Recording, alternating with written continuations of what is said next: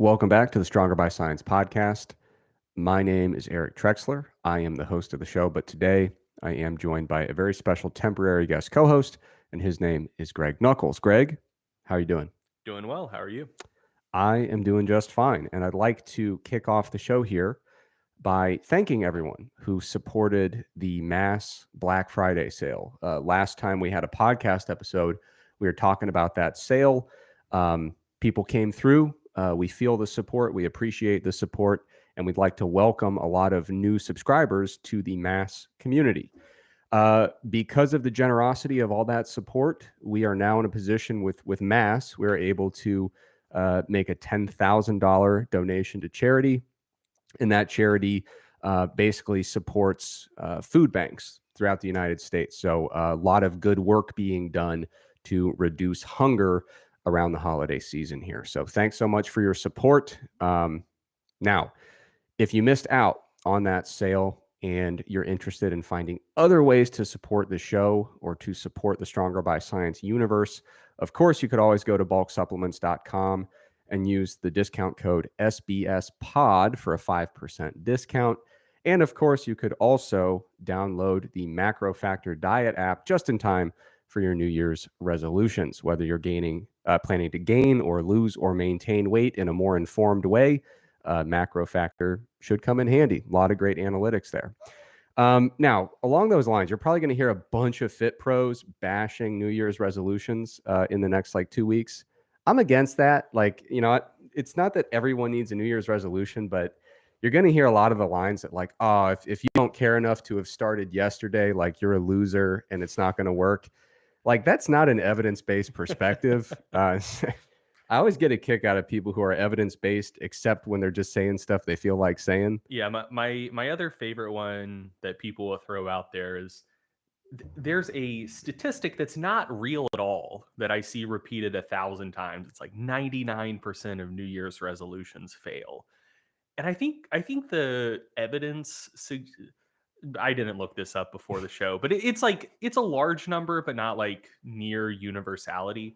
I think something in the neighborhood of 80% of New Year's resolutions fail, but I don't know, man. 1 in 5 is still kind of a lot. Yeah, I think when people get really negative about resolutions, I assume that they're kind of riffing on some research about temporal landmarks. So a lot of people get more motivated to accomplish a goal around some kind of temporal landmark in the calendar, whether it's a birthday, the start of a new week, the start of a new month, the start of a new year.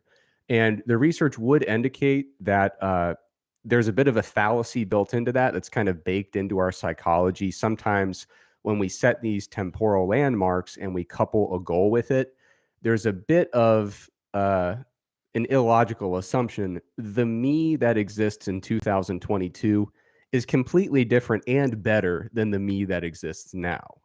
There's some evidence saying that kind of fuels some of these temporally linked goals. And of course, simply having a temporal landmark is not predictive of successful behavior change. So simply setting a New Year's resolution, of course, is not fully sufficient for guaranteeing success. We all intuitively know that, but the temporal landmarks can be a nice little boost for motivation. So if you couple that with really good goal setting strategies, there's no reason that you can't be successful with a really nice New Year's resolution. So that's a bit of a tangent, but let's get back on track here. Road to the stage. How's it going, Greg?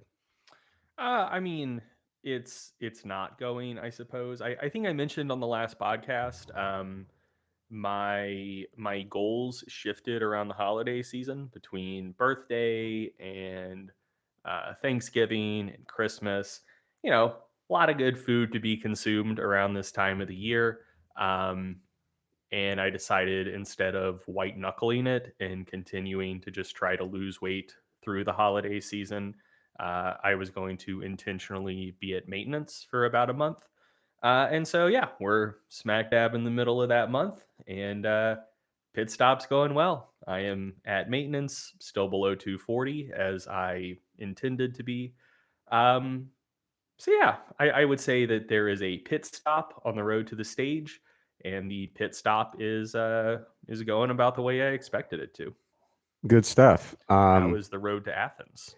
I'm also at, unfortunately, a bit of a pit stop, not one that was planned like yours. A couple weeks ago, I had a nice little string of workouts put together, had a really nice 12-mile run, and then like a 17-mile walk and jog that was on a trail system with a lot of root systems and a lot of stuff to avoid while running. Then I ran into an injury. Could have just been the sheer mileage, could have been the uneven surfaces and the root systems I was trying to navigate, but had a little tweak of my popliteus muscle. If you've never heard of that, it's for a reason. It's literally useless and stupid. But the popliteus muscle is this little like triangular shaped muscle in the back of your knee that is stupid, as I said, and doesn't do anything particularly important until you need it. And when it starts hurting, then you start to recognize what it actually does. But anyway, I started to notice some of this pain. I'm not certain if it's acute or chronic in nature. Could have been an overuse type thing, could have been an acute strain. I was trying to think back. Did I have any particular strides where I landed with my knee in flexion and maybe some excessive pronation? Turns out it was like half the steps I took on that 17-mile journey. Mhm. So I don't know. It could have been one of those steps, or it could have been all the steps. I can't really say for sure. But I'm really proud of myself in this case for identifying it early and really just slamming the brakes on instead of training through it, which I typically would. Mhm. I was really stoked about having the patience to say, okay, I'm going to take a couple weeks off, do some other types of training, lift weights once in a while. And, I should be back to running within the next few days. And I think that's going to it's going to bring a lot of clarity in terms of if it was acute or chronic, and if this is going to be something that is in my rear view mirror, or if it will continue to plague me throughout the entirety of this process. So certainly hoping for the best there. And this was a great situation where simply being absurdly busy helps you stay patient. Yeah. It's Yeah. like uh, we're around the time of the month where, of course, macro factor stuff is always kind of in full swing. And then the calendar for mass, the research review, is kind of done in chunks throughout the month. The last couple weeks were super busy, so it was very easy to have the patience to say that I'm not going to run today because even if I wanted to, I'm not sure how I would. Yeah. But okay, cool. Moving on. Feats of strength. What do you got? Well, first off, to wrap up the road to Athens, I, and I'm sure all of the listeners are wishing you a speedy recovery. Thank you. As far as feats of strength go, let's see, we got uh, 3 training lifts and 1 very impressive competition lift to discuss. So, first 2 training lifts from uh, I guess I can't really call him a friend of the show because he's never been on, but friend of the show in spirit due to how often he comes up in the feats of strength segment. John Hack recently deadlifted 900 or like 903 and benched 600 in training for the first time. Um, I believe he's still planning on competing at 220. I mean, those are ridiculous lifts, regardless of weight class, but yeah, just blazing new trails. Doesn't make sense, but he is incredibly strong, and kudos to him on those milestones. I do, by the way, consider him a friend of the show because he has mentioned that he has at least on one occasion listened to the show, so that makes him a friend, That is correct. along with everyone that's currently listening. Yes. Um, let's see. Emil Lundgren, who is a junior IPF lifter. He's a 74 kilo lifter and at a body weight of 72 kilos in the gym or 159 pounds. He benched 200 kilos or 441 pounds. And he's a teen lifter. He's 18 years old. Makes no fucking sense. Very impressive. You should check that lift out. There aren't currently links in the outlines, but I'll get those to you, Trex. So yeah, check out the lift. Very strong, very impressive. And then finally, the competition lift. Bulgarian weightlifter Carlos Nasser, at the ripe young age of 17, broke the senior world record in the 81 kilo men's class. He clean and jerked 208 kilos, which again, that's an enormous lift for anyone, but coming from a teenager, Obviously, that broke the junior world record as well. um, but yeah, very strong, incredibly impressive. And honestly, it looked like he had a little bit more in the tank too. The clean looked easy. The jerk was never in doubt. So, I mean, the numbers he's putting up at 17, I could see him just owning that class for the next decade plus. Good stuff. Yes, sir. A lot of strong people, which is always good to see. All right. Moving on. We've got some excellent segments prepared for today's show. The first one, I'm revisiting a segment that I called Contextualized Clarifications. And the idea is, adding a little bit of context to topics that have been covered previously, particularly when they seem to be potentially being misapplied a little bit. So the thing I want to talk about today is reverse dieting. Now, reverse dieting is not something that I've ever pushed super hard as a universal dieting strategy, but I've always left a little bit of wiggle room for it in some key scenarios. And most commonly, when I've talked about reverse dieting in the past, it's been in a particular context, which is after a physique-focused competition. So you get done with, a bodybuilding prep, for example. You are shredded, hopefully, so shredded that your blood panel indicates you're shredded, right? Like we're talking about dieting to a point that your doctor knows you were dieting before they even see your physique, right? So we have side effects related to this dieting because it is so severe in nature. And when you're at the end of a show, you have some of these symptoms that are lingering, most likely. And you also are in an interesting situation where you say, listen, in 6 or 7 months from now, I'm probably going to be 40 pounds heavier than I am today. And so then the question is, should you try to manage that trajectory? And if so, how? And so that's where reverse dieting has come into play in some of my previous work. I mentioned it in the Metabolic Adaptation Manual, which I'll link in the show notes. But in that context, I was like, I'm not really that fond of super strict reverse diets. I'm more in the recovery diet kind of camp. Although in the article, I talked about how it's kind of a false dichotomy. Really, these are just strategies of I'm about to gain a bunch of weight. How should I thoughtfully manage that trajectory based on my current circumstances and my goals for the future? Do you want to just real quick operationally define reverse diet versus recovery diet? Absolutely. So, like I said, we're talking about, in this context, gaining weight after a diet. So we're talking about weight regain. And a popular approach to reverse dieting is to go extremely slow with caloric increases. So let's say you get to the end of your bodybuilding prep, you go, you're now a two-time, two different sport professional athlete. And now you're like, okay, what do I do with weight regain and adding some calories back into my super low calorie diet? Reverse dieting in its more popular forms is an extremely slow process of just adding a little bit of carbohydrate here, a little bit of fat there, and meticulously increasing calories. And in some cases, I've heard of people trying to do this in a way that is almost weight stable, where they're like, I wonder if I can stay shredded forever, but just kind of creep my calories up and get to a spot where I'm still shredded, but instead of eating 1,500 calories a day, I'm eating 2,300 calories a day or 2,600 calories a day. So in the most extreme form, we're talking about these tiny incremental changes in caloric intake. And in some cases, people are unknowingly, or I guess unintentionally, spending a few weeks still in a deficit. And in some cases, several weeks still in a caloric deficit because they're not increasing their calories quickly enough. So a reverse diet is like this, in most cases, a very extreme process of trying to meticulously make these very tiny changes in caloric intake and bumping it up.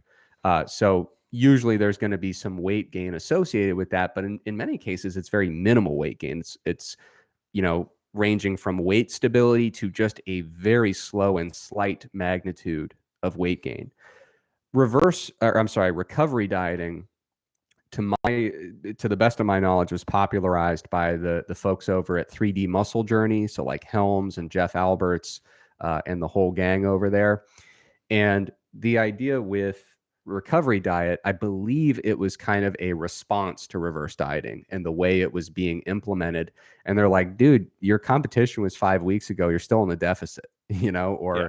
your competition was 5 weeks ago and you are still very far away from the productive phase of your off season. I mean, you're not recovering from your show because Mhm. you're keeping your calories so low. So the idea, as I understand it, with the recovery diet is that it started out by immediately making a relatively big jump to make sure that you were in neutral to positive energy balance. So certainly not staying in a deficit, making bigger jumps early on and facilitating weight regain, but doing it in a controlled manner. So instead, like I said, in 6 months, I'm going to be 40 pounds heavier. That's fine. But that doesn't mean you have to go all 40 pounds the first month and then plateau for 5, Yeah. right? You could have a nice gradual, not necessarily linear, but gradual and controlled phase of weight regain. And from my perspective, that's where that's what recovery diets aim to do. And the idea is that by being a little more aggressive on the front end, you can facilitate that recovery. So maybe 3 months or 4 months after the end of your diet, your doctor can no longer tell based on your blood work that you've been dieting so hard. Yeah. So the idea is facilitating that recovery a little bit more promptly and a little bit more proactively. So that sometimes people treat that as a dichotomy. In my article, I said, maybe not. Maybe it's just kind of a spectrum of approaches that range from trying to stay weight stable versus extremely rapid weight regain. And what we need to do is find a trajectory that basically fits your current circumstances and your goals. So if you get to the end of a diet and you have no symptoms whatsoever, then yeah, maybe we don't need to be super aggressive at the beginning, right? There's a lot of contextual factors to consider. Or if you're a super elite physique athlete and you're like, yeah, if no matter how I bulk this year, there's no way I'm gaining more than like a pound of muscle. Well, in that case, your best shot at improving show to show probably has more to do with managing your leanness throughout the course of your competitive like calendar year, right? So Mhm. you can set yourself up for a leaner appearance next season by being a little bit more focused on managing that weight regain. So there's a lot of contextual factors that I go into in a lot of detail in that article, but one of the applications of reverse dieting, shifting back to reverse dieting exclusively, one of the applications that seems to be getting more and more popular that I'm hearing more and more about on social media is the idea that I'm going to use reverse dieting to set myself up for a more successful fat loss phase down the road. So before I cut, what I'm going to do is reverse diet and stay weight stable. But by slowly increasing my calories, I'm basically going to ramp up my metabolic rate and I'm going to get my total daily energy expenditure elevated so that when I begin my fat loss phase, I'm going to be able to diet on higher calories. And that's going to continue to some extent throughout the diet. And it's going to be way cooler. Higher calories, more food flexibility, less hunger, less hormonal stuff going on. That is the plan. That's the idea. And this is not a perspective that I've ever been super adamant about reinforcing. And the more that I've looked into it critically, uh, the less justifiable it appears to be from my perspective.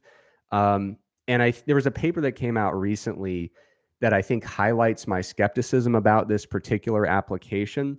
And I think the best way to frame this skepticism is by looking at it through the prism of metabolic phenotypes. So, briefly, the metabolic phenotypes, a lot of times it's treated as a dichotomy, but it's really kind of a spectrum where we've got people with more of a thrifty phenotype, and then we've got other people with more of a spendthrift phenotype. Thrifty individuals generally are considered resistant to weight loss. So, what that means is, in contexts of overfeeding, they tend to quite readily store additional fat mass. And in the context of underfeeding, they tend to resist fat loss through a number of metabolic adaptations that I've spent way too much of my life talking about. Someone with a spendthrift phenotype, in contrast, is the opposite. So they tend to be relatively resistant to weight gain. In context of overfeeding, uh, they simply resist gaining and storing more fat mass. A lot of times their energy expenditure will ramp up quite a bit during overfeeding. This is what in many cases leads to someone designating themselves as a hard gainer. This could be a contributing factor, although I think appetite regulation also has a huge impact on that. Mhm. Um, Now, someone with a spendthrift phenotype, when they are put into a context of underfeeding, they actually don't have particularly robust metabolic adaptations to that underfeeding. So they struggle to gain weight intentionally, but when you tell them to do a fat loss diet, uh, the fat comes off as you would typically expect without a whole lot of friction. So this is the idea of these phenotypes. In a recent paper by Hallstein and colleagues, um, kind of dug into these phenotypes and how individuals with each metabolic phenotype responded to different contexts of underfeeding, or in this case, complete fasting, which is the ultimate underfeeding, or acute overfeeding. And the paper yielded some really interesting findings. I think a lot of times people, when they think of a thrifty phenotype being resistant to weight loss, they kind of assume my metabolic rate, my total daily energy expenditure is just always going to be lower than someone who's spendthrift. So, across the board, I will have lower energy expenditure. And that's why I am prone to fat gain and resistant to fat loss. These study results did not reinforce that. The relationship between phenotype, metabolic phenotype, and energy expenditure is a little bit more complicated. So the people with a thrifty phenotype, they did have a large drop in total daily energy expenditure during during underfeeding. However, at neutral energy balance, when they compared the thrifty to the spendthrift individuals, the people with thriftier metabolic phenotypes actually had higher total daily energy expenditure at neutral energy balance. Um, and even with overfeeding, so the spendthrift individuals during overfeeding, the spendthrift people, as you would expect, had a larger adaptive increase in energy expenditure. They are typically more resistant to intentional weight gain and intentional fat gain. However, even with that added additional adaptive increase in total daily energy expenditure, even an overfeeding, the thrifty individuals had non-significantly higher total daily energy expenditure. So when we look at these phenotypes, it's not as simple as these are the people with high energy expenditure and these are the people with low energy expenditure. It's how does your energy expenditure respond to fluctuations in energy intake and energy availability relative to your normal level at neutral energy balance? Now, the reason that I think this is informative for reverse dieting is because reverse dieting is, I would argue, for people who have thriftier metabolic phenotypes. These are the people who say, generally speaking, I struggle with fat loss. I seem to have pretty notable adaptations to underfeeding that slow my fat loss down. So you could think of, this idea of reverse dieting to set yourself up for a fat loss being really a tool that is for people with a thrifty phenotype, because the people with a spendthrift phenotype, they're fine. They're like, yeah, I start dieting, I lose fat, it's all good. I Mhm. don't need to prime myself for this phase. Um, but the big problem there is that when we look at these individuals with the thriftier phenotypes who theoretically should stand to gain the most from this idea of ramping up your energy expenditure prior to a dieting phase, the problem is, as we can see in these data, their issue is not having low energy expenditure before the diet at neutral energy balance. In fact, their energy expenditure is higher than similar people with the other phenotype. And regardless of how high their energy expenditure is at neutral energy balance, in this case, at the start of that diet, the problem is what happens when energy goes down. When energy intake drops and they have reduced energy availability, these individuals have an adaptive response where total daily energy expenditure declines. And importantly, I have not seen any evidence to suggest that doing any kind of reverse dieting strategy beforehand would offset that in any way. There's really no evidence to suggest that if you're a person with a thrifty phenotype who experiences these drops in energy expenditure during dieting, we have no reason to believe that doing anything to your energy expenditure at neutral energy balance or positive energy balance is going to do something that you can carry with you through the dieting phase. So based on, looking through this prism of metabolic phenotypes, if you were to say, okay, who should be doing this reverse diet prior to a fat loss phase to make the process easier and more successful? Well, I look at more spendthrift individuals and say, you don't really need it.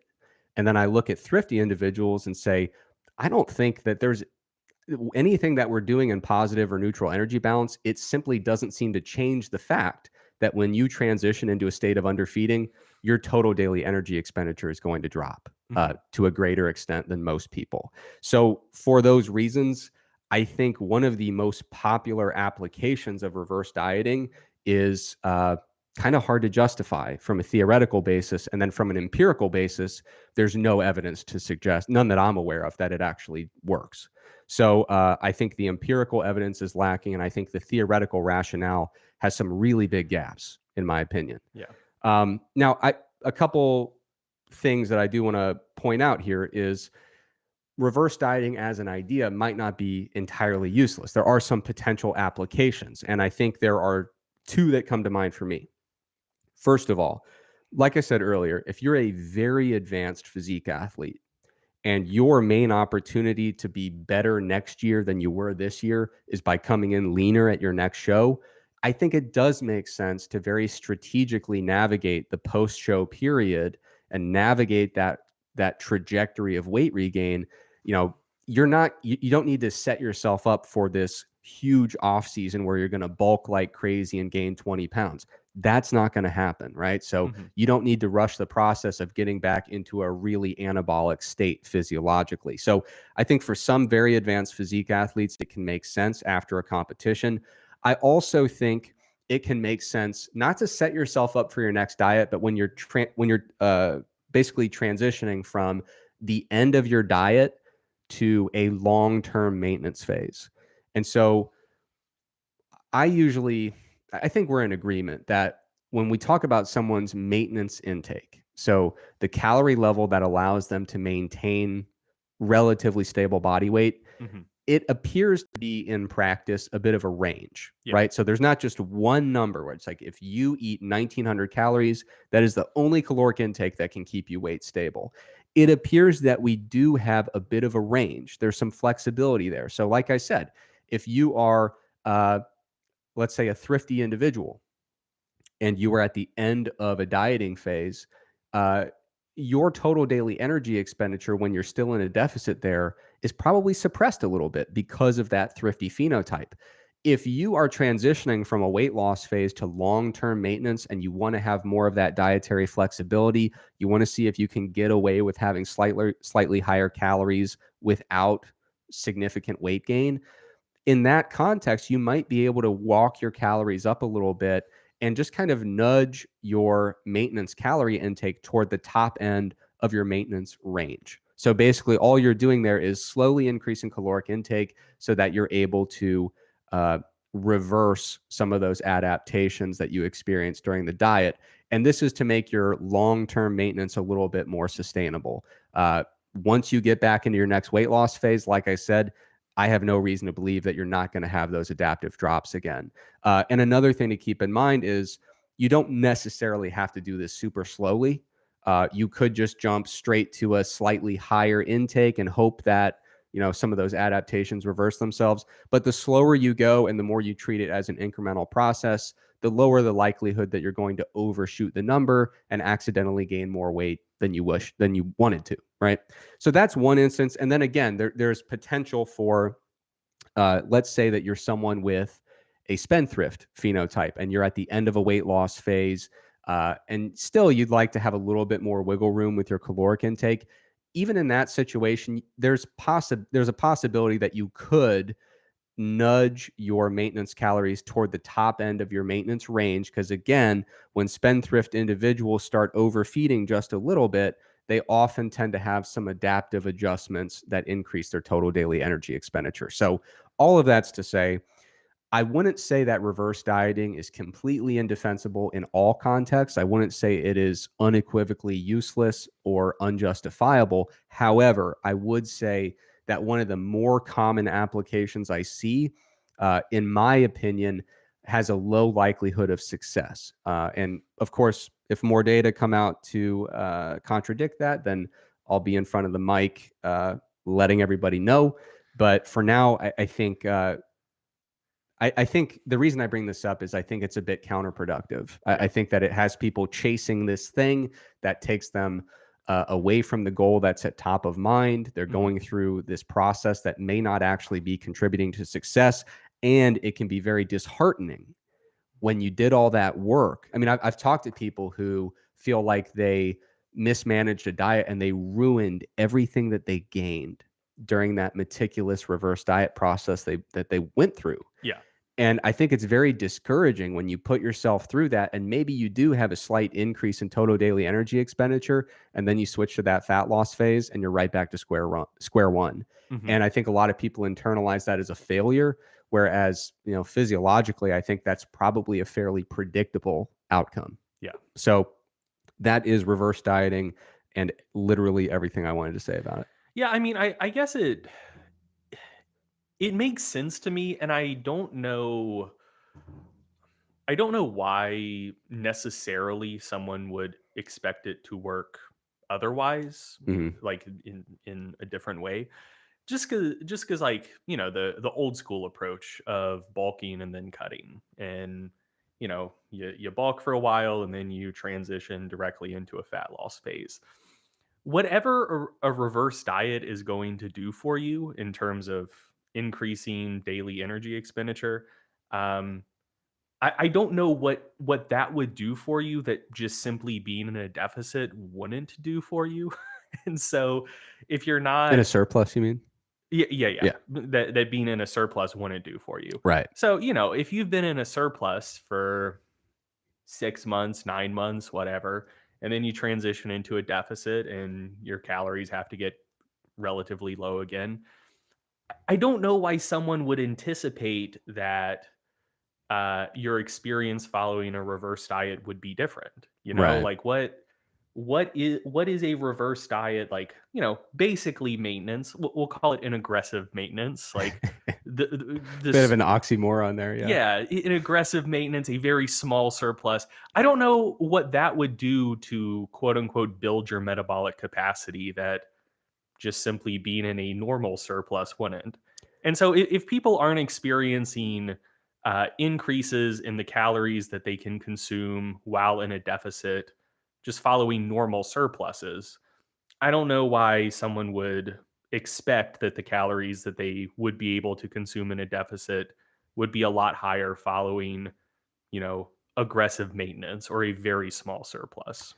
I completely agree, and that was why I did wanna add that caveat where I talked about cases where reverse dieting could make sense and could work. Mhm. When you're talking about shifting from a diet to long-term maintenance, like you said, whether you slowly kind of nudge your calories up there or just jump to it right away, uh, there's really not much of a reason to believe that the results would be any different if you guessed well with where you jump to. The only real balancing act there is determining how quickly do you want to get to that caloric intake and how comfortable are you with missing by a little bit and accepting potentially a little bit of weight gain that you hadn't planned for. Mhm. But yeah, I mean, I agree with you, and so hopefully people will hear this and maybe reconsider or at least feel like they have more options. I think a lot of Yeah. people right now feel like, dude, if you're not reverse dieting before you're cut, like you're wasting your time. What are you doing?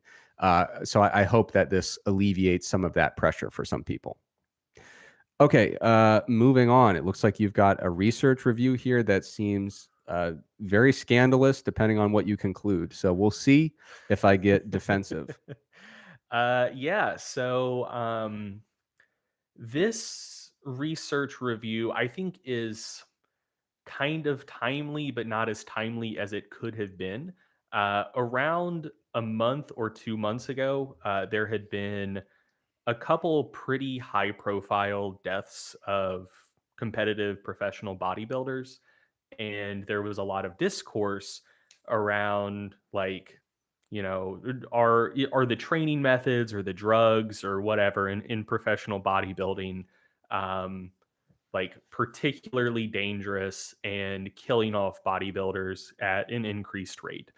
And if you ask somebody just like in the world of bodybuilding to just kind of list you several bodybuilders who died of complications, often heart issues, seemingly far too young, they'll probably be able to rattle off a pretty decent list to you. Like there are a lot of instances that people are aware of. Um, and so I think there is this growing perception that that professional bodybuilders are just dropping like flies at a dramatically increased rate, and that the sport is actually quite dangerous and quite deleterious from a long-term perspective. And so to be clear, I'm talking about untested professional bodybuilding here, not talking about natural bodybuilding. But yeah, so that seems to be a perception that's forming. And like I said, this segment could have been more timely, but one, I'm not going to name specific names of people who have died in this segment because I don't want to give the perception that we're, trying to use someone's death to increase traffic to the podcast. I think that's kind of gross. Um, and two, I wanted to wait to do this segment again, just so it wouldn't seem like we were trying to jump on something super timely and just use deaths in general to generate traffic. So anyway, that now that the most heated part of that discourse is behind us by a couple months, I thought I would address this because I think that perception is perhaps incorrect depending on how you look at it. So a guy named Greg Merritt, who is the editor of the website thebarbell.com, reached out to me about this a couple months back. And he had an article on his site which was very well done looking at mortality rates in pro bodybuilders.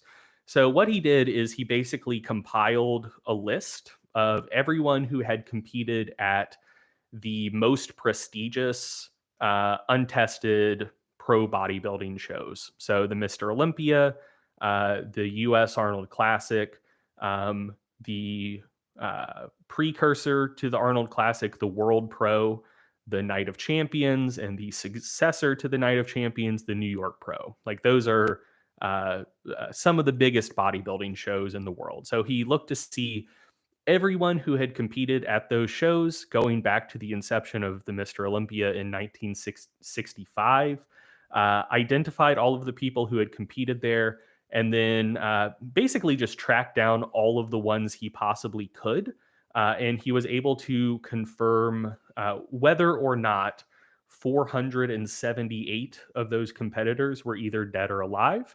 And that was 478 out of, I think, 570-ish in total. So he found life or death records of about 85% of the people who had competed at those shows.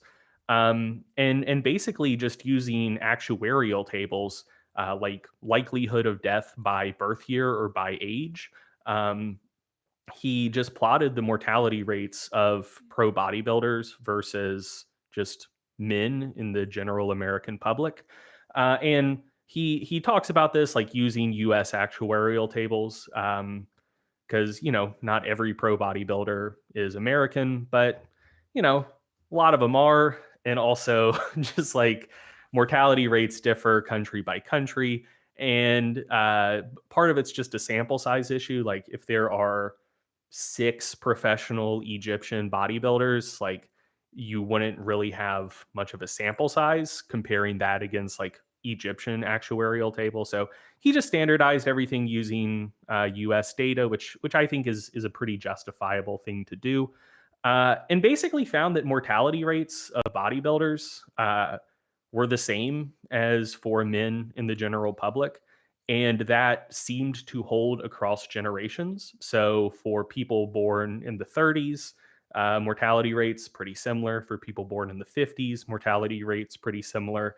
And the thing that people are really concerned about now, like pro bodybuilders in their 20s or 30s dropping dead, it seems like mortality rates of young bodybuilders are comparable to mortality rates of men in the general population of a similar age. So, from that perspective, it seems that bodybuilding, like pro bodybuilding, drugs, all of that, doesn't necessarily seem to be particularly deleterious, at least from a mortality perspective. However, as I mentioned, it kind of depends on how you look at the data. So, like I said, this article by Greg Merritt was really well done. So, he did what I think was a very smart thing of not just looking at mortality rates in the general population, because, you could argue the American population could potentially be healthier. And so he looked at data on pro athletes in other sports to see how the mortality rates of pro bodybuilders compared to other professional athletes. And so the mortality rates of pro bodybuilders actually considerably lower than the mortality rates of pro wrestlers. Pro wrestling, fucked up sport. Not going to expand on that further, but it's uh, it's not good. Like they put themselves through a lot. Like a lot of prescription drug issues. Seems like the actual like promotion organizations don't really look after their talent all that well. But yeah, pro bodybuilders, way lower mortality rate than pro wrestlers, but also considerably higher mortality rates than current or ex NFL players and current or ex pro baseball players. So from that perspective, it seems like it may be somewhat deleterious to a health from a health perspective because you would anticipate people who are exercising a lot and generally maintaining a pretty decent body composition, you would expect them to have a lower mortality rate than the general public. They don't really seem to, whereas people like pro football players, pro baseball players do seem to have a reduced mortality rate. And I would also note that that's including pro football players. When you separate out linemen versus non-linemen, you start to see some pretty big Oh yeah, yeah, discrepancies in health outcomes. yeah, So that might even be understating, the health benefits of playing football at a healthier body yeah, composition or yeah, at a lower BMI level body fat for percentage. sure. So yeah, so it basically seems like relative to the amount of exercise they're doing, pro bodybuilders probably do have an elevated mortality rate. But again, just relative to the general public, it really doesn't seem to be that bad. Um, the article also looked at causes of death, which again, I thought was a very smart thing to do in instances where a cause of death for pro bodybuilders was known. And it seemed like the causes of death that had been identified did seem to lean pretty starkly towards heart disease and kidney disease relative to the general population. So, even though overall mortality rates were pretty similar, rates of death from kidney disease and heart disease were higher than what was observed in the general population, which I do suspect that is probably related to side effects of steroids and peptide hormones. Um, and the other thing to note is there's not currently any strong indication that the relative mortality rates in pro bodybuilders are increasing over time, like I mentioned. Um, there is this perception that pro bodybuilders in their 20s and 30s are just dropping dead at a massively elevated rate. And the data doesn't seem to bear that out. And it could be the case. Like I don't follow the drug world super closely. It could be that there are new drug protocols coming down the pike that are super dangerous. And 10 years from now, the data could look a lot different. And it may end up being clear that, like, yeah, what people are doing now, super dangerous. A lot of bodybuilders dropping dead really young. But currently, the data doesn't bear that out. You're seeing mortality rates that are comparable to what's observed in the general population on an age matched basis.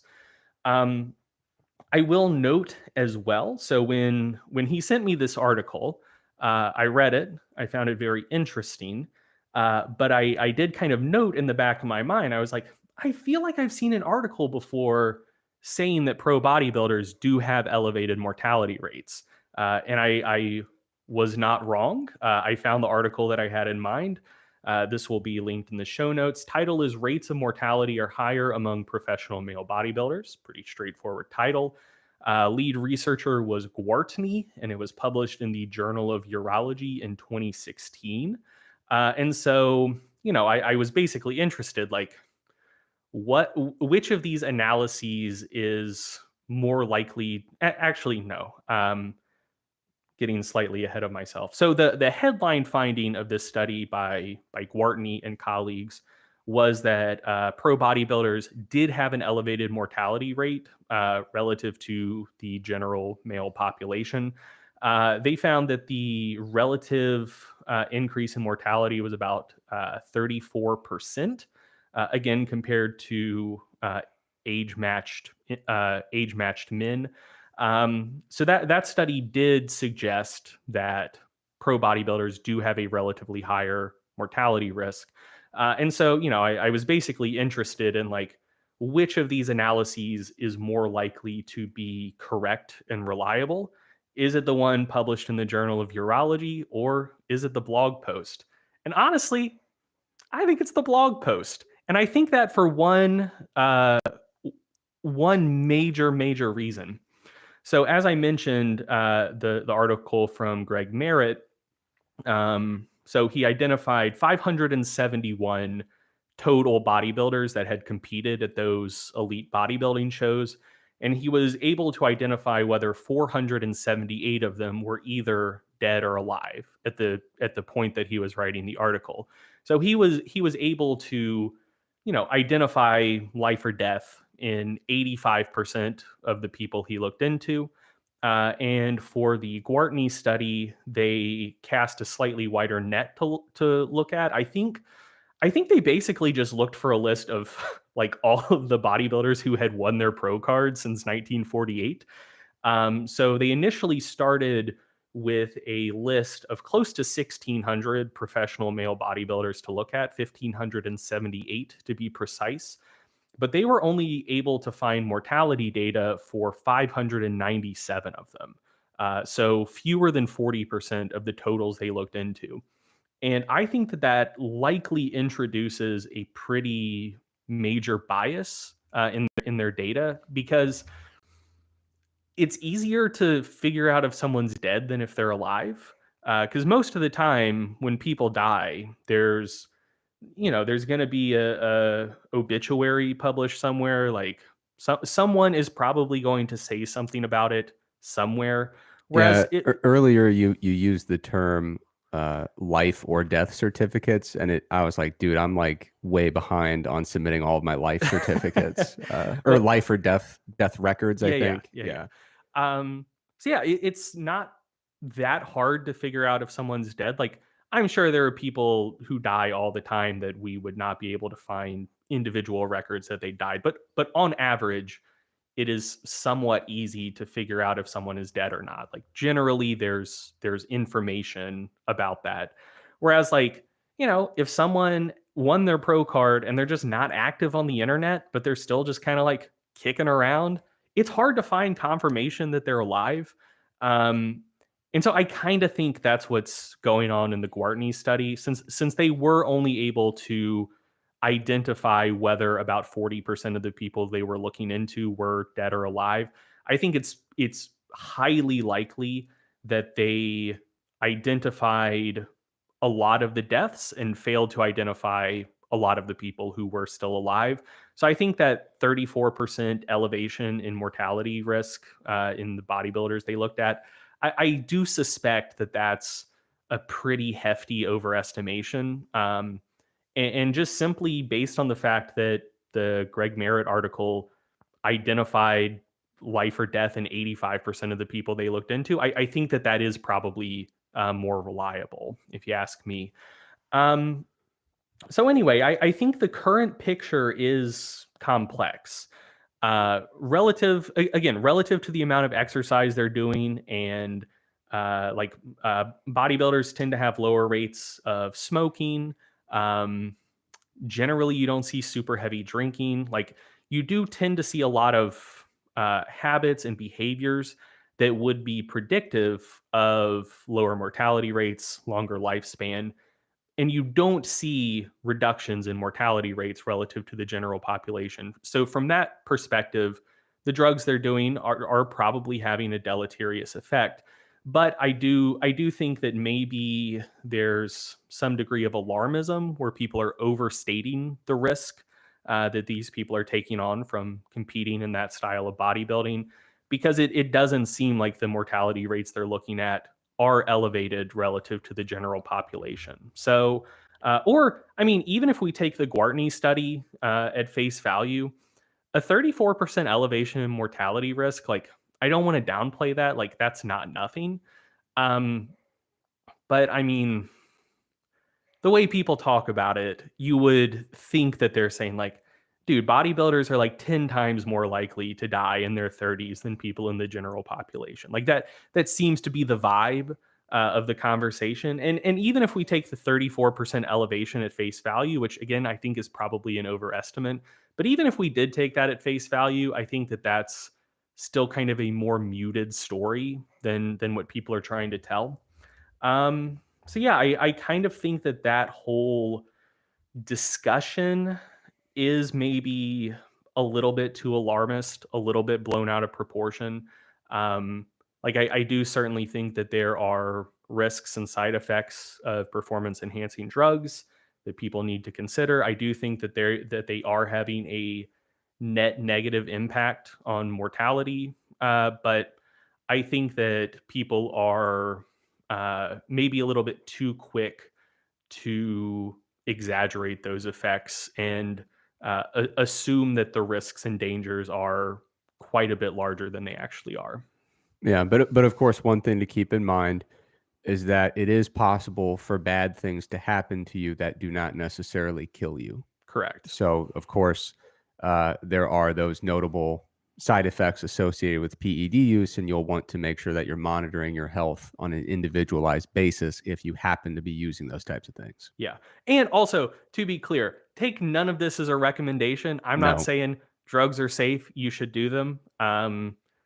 I've mentioned this before. One of the reasons, I mentioned in this segment, it does seem like there is an elevated risk of cardiovascular events. That's one of the things that keeps me off of doing it, because, dude, knucklesmen die of heart attacks in their 50s and 60s, typically. And I don't want to be one of them. or at minimum, I would prefer for it to be in my 50s or 60s instead of my 40s. So, right. that's like an individual risk that I'm personally very much not comfortable with. So, yeah, I mean, all I'm saying is I think that it's a much more complex and nuanced story than drugs bad and all of these bodybuilders are dying at a massively elevated rate. Like, the data don't bear out that incredibly alarmist interpretation of the facts. Yeah. I think one of the things that probably has contributed to that a lot lately is some of the deaths, back a few months ago, like you mentioned, they were so acute in Mhm. nature.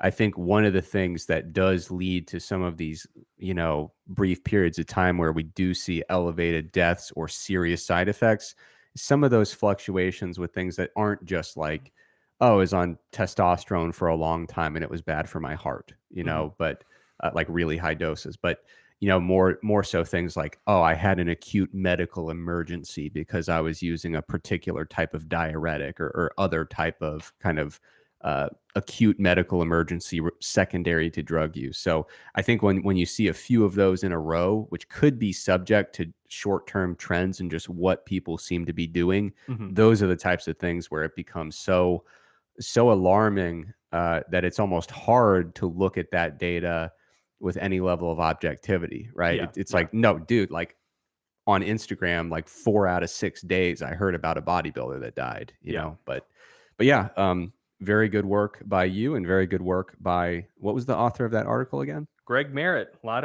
of good Gregs out there in the world. Very underrated scientific talent among people with the first name of Greg. And I think it is time that we rise up and get the recognition we deserve. I agree. So yeah, the all the articles that you mentioned will be linked in the show notes. Uh, Now, shifting gears a little bit. Uh, it is December, correct? I think we can all agree. I think so. So when the season starts changing, and when we go from fall to winter, the days get shorter. And I have tried something different this year. This is, by the way, the Coach's Corner segment, a very practical, applied segment that isn't super, super research heavy. Um, but anyway, transitioning from fall to winter, I tried something a little different this year. I noticed that, generally speaking, uh, I tend to be somewhat impacted by, what you might consider like seasonal affective disorder. And I don't want to downplay seasonal affective disorder. I don't know the severity at which you can say, "Oh, I have that." I just know that when the days get shorter and I have less exposure to sunlight, I do historically notice that I'm just a little bit gloomier. Mood isn't quite as positive. Motivation levels, enthusiasm generally just isn't quite as high. This year, I tried to do something about it.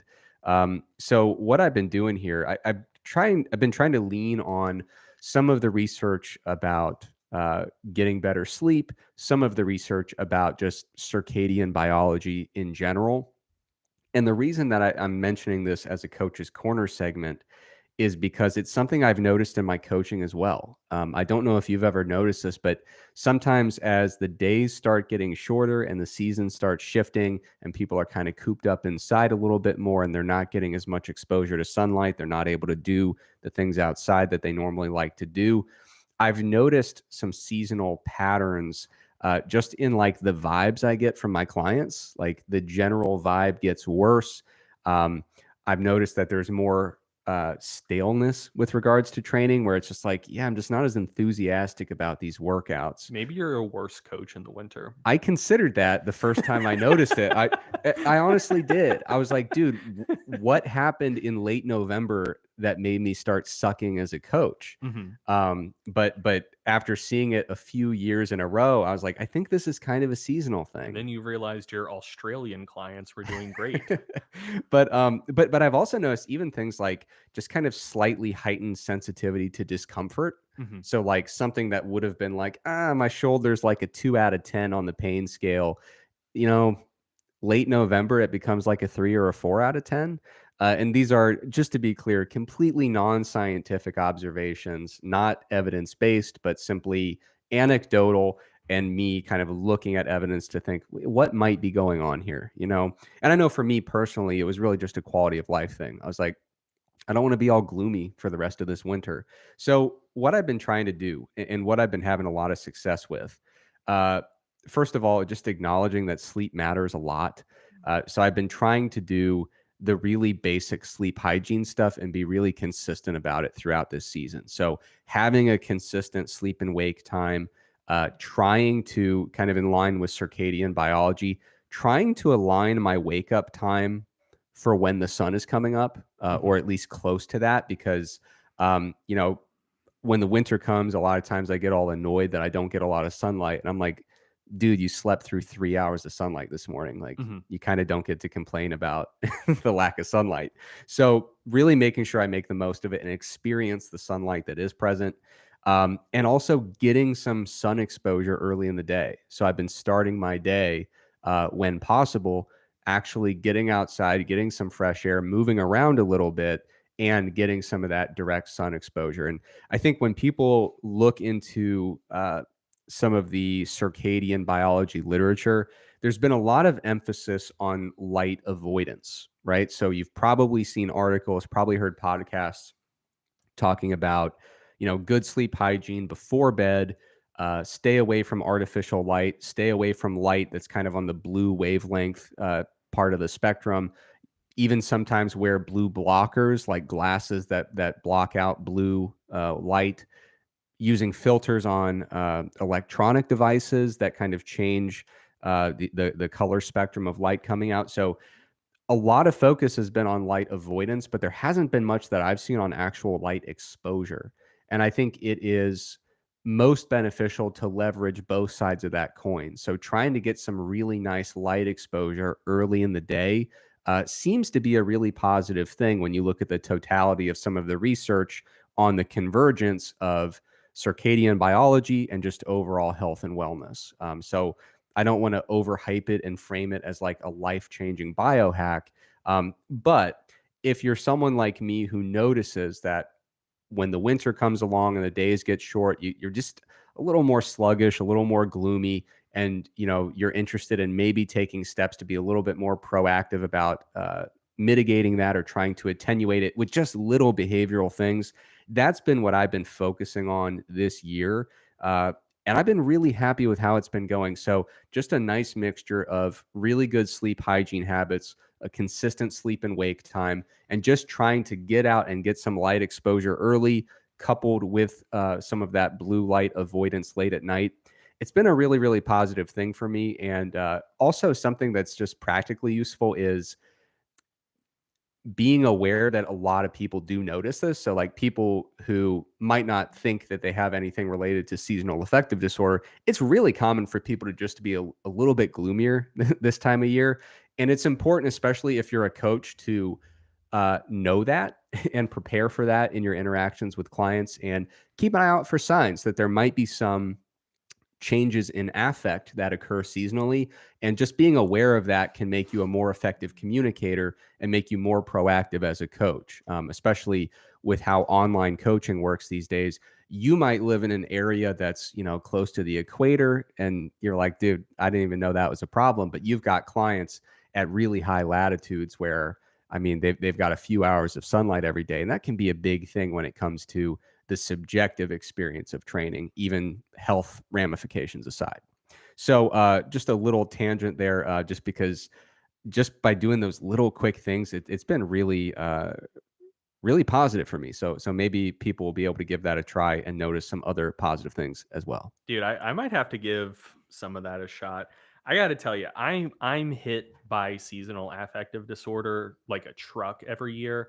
I feel fucking terrible, but Yeah, a eh, lot of people do, and I it is think what it is. the reason I bring it up without doing like a really science, like I don't claim to be like a circadian biologist. Like I'm not going to get deep into the weeds of that research, but Yeah, the reason I thought it was prudent to bring up is uh, I didn't even know it was a thing until I had had like 7 gloomy winters, and then it was like, "Oh, people do that?" yeah. I thought it was just me, and it wasn't severe enough or large enough in magnitude for me to say like, "I gotta do something about this winter stuff." So the reason I bring it up is to, not try to overstate my knowledge on the topic, but to say, "Hey, there are some little behavioral things that might actually be pretty impactful." Makes sense to me. Okay, what's our next segment here? Oh, we've got a Q and Yeah, A. we got some Q and A's. Do you wanna go first or should I? Yeah, we can trade off a little bit, I reckon. Okay, why don't you start with your first one? Sure. So, there were two questions in the Facebook group about optimizing biomechanics from Gavin Chester and Ross Quigley. So Gavin asked, "How important is quote unquote optimizing biomechanics for hypertrophy? For example, adjusting line of resistance with the direction of the muscle fibers, etc." Ross chimed in, "I second this. I see a lot of Instagram accounts that go into detail on both lines of resistance, strength slash resistance curves, active range of motion for a given muscle, etc." And basically, like, how important is that stuff? Do you need to be concerned about it?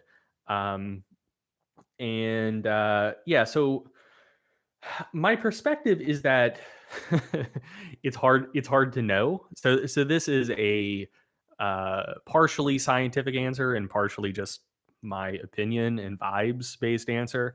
And the reason it's hard to give a fully scientific answer to this is that a lot of the ideas that people are putting forth are not directly tested. So, like, for example, if you say a particular type of way of doing cable rows is going to build your rhomboids way more than some standard way of doing maybe like incline bench dumbbell rows, like you're it's your prerogative to make that claim, but that hasn't been researched. So, could be correct, could be incorrect, but it's hard to objectively say.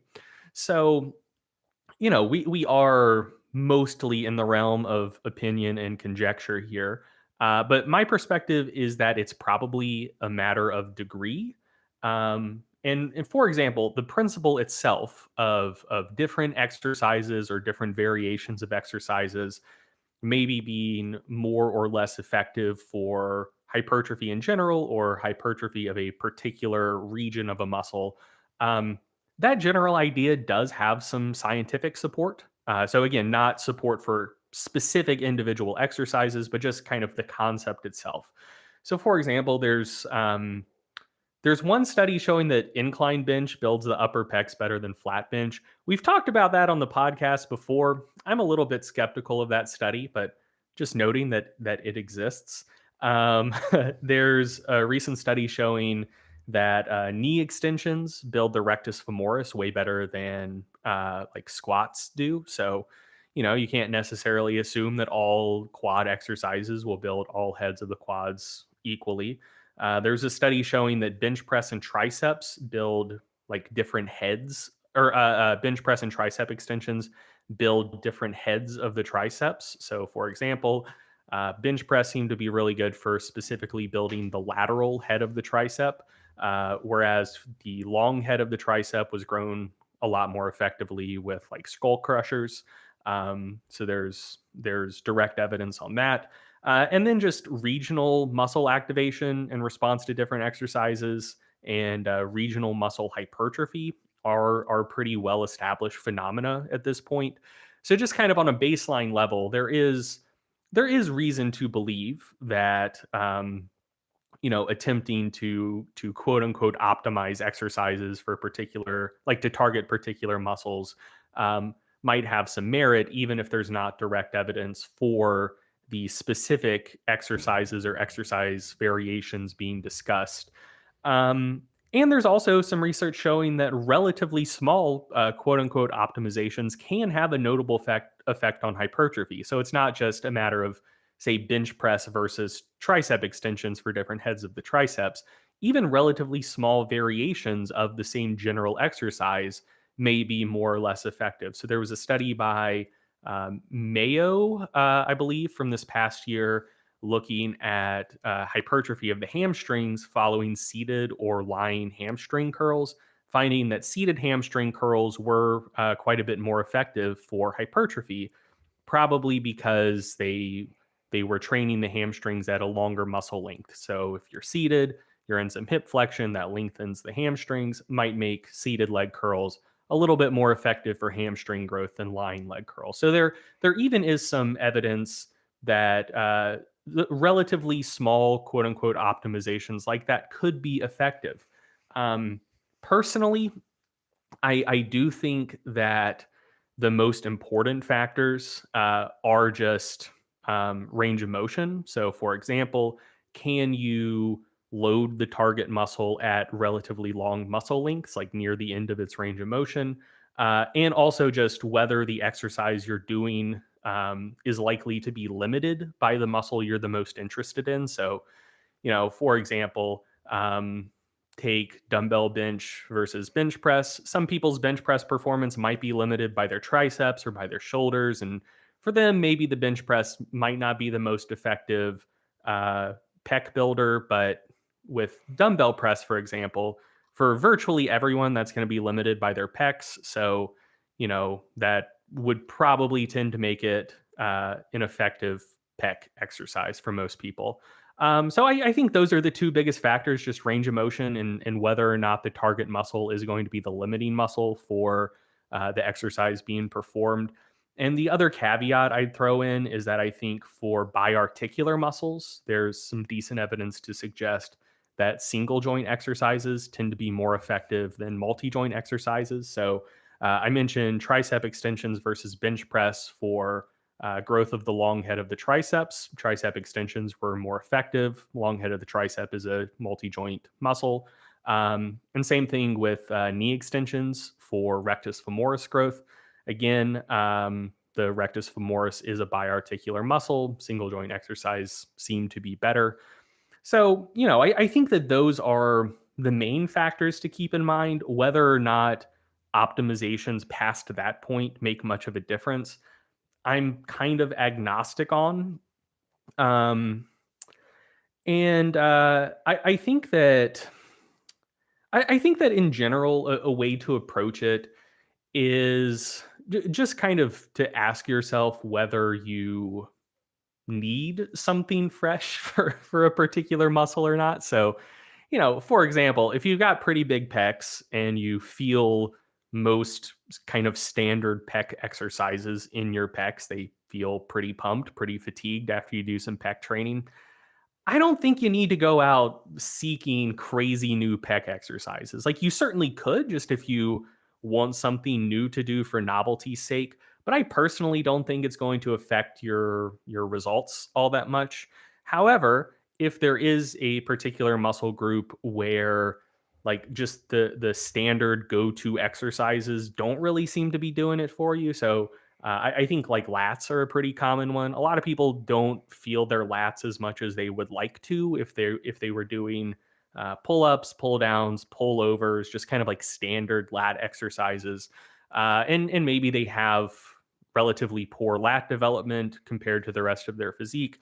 If you come across someone on Instagram or some other platform saying like, here are some crazy new lat exercises that will really blow up your lats and help you feel your lats contract and doing what you want them to, if pull downs aren't getting the job done for you.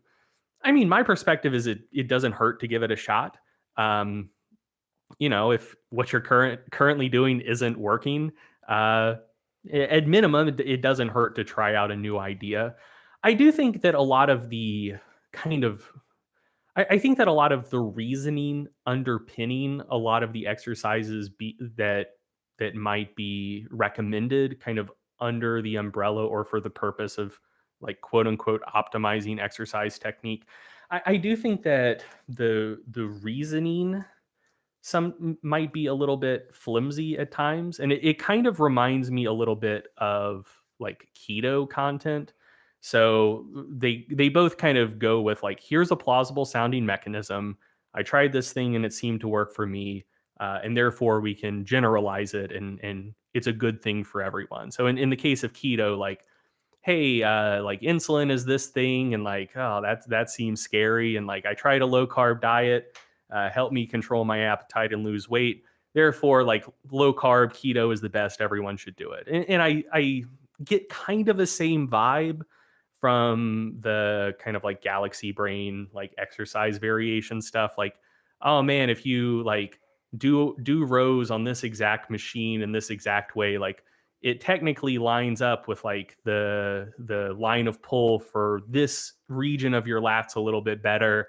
And like I tried it and I got a pretty good pump off of it. So like everyone should do it this way. This is way better than the typical way of doing this exercise.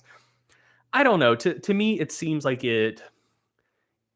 some of that content makes some jumps that are somewhat unjustifiable, and at minimum makes claims with more with a higher level of confidence than is fully justifiable. Like, you know, here's a plausible mechanism and it seemed to feel good for me.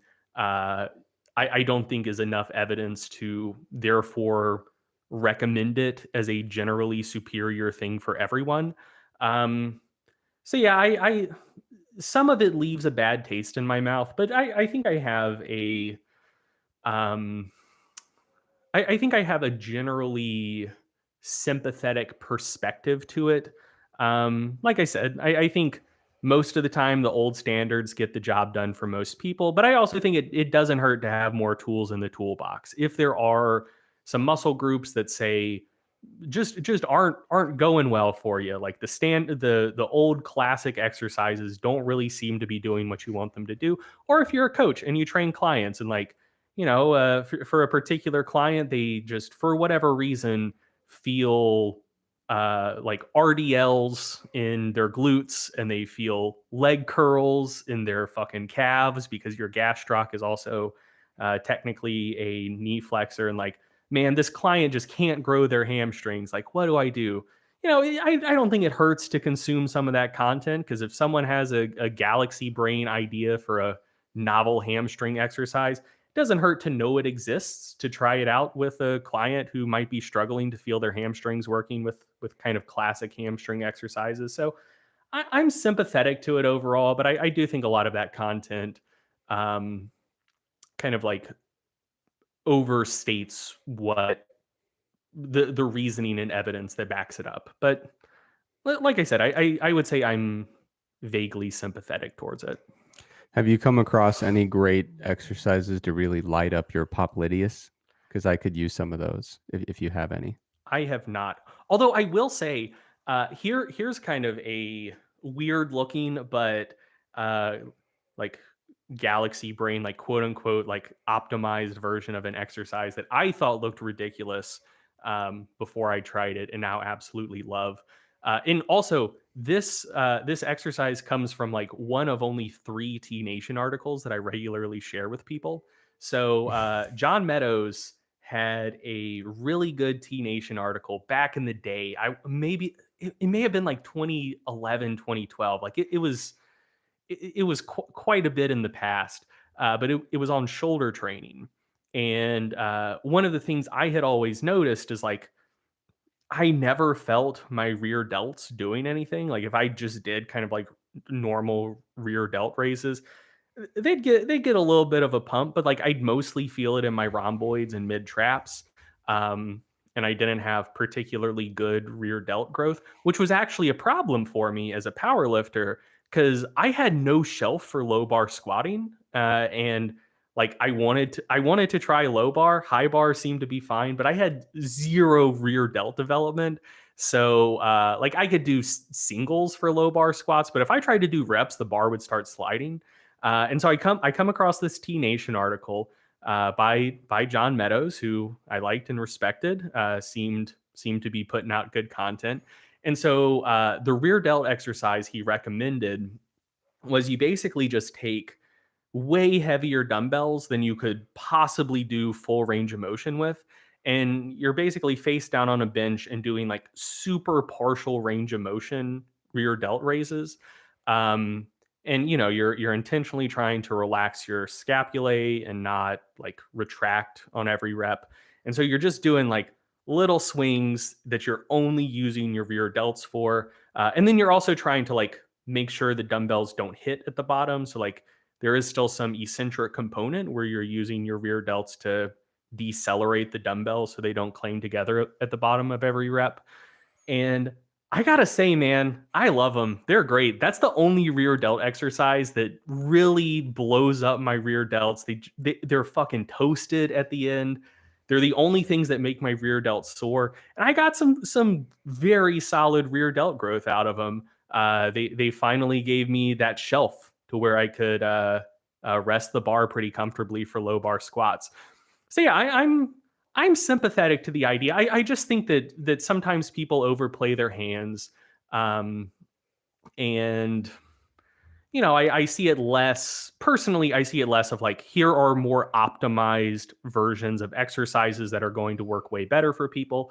And I see it more of like, I had a creative idea for how you could target this muscle, and if you struggle to target this muscle, here's an idea to try out. Like that.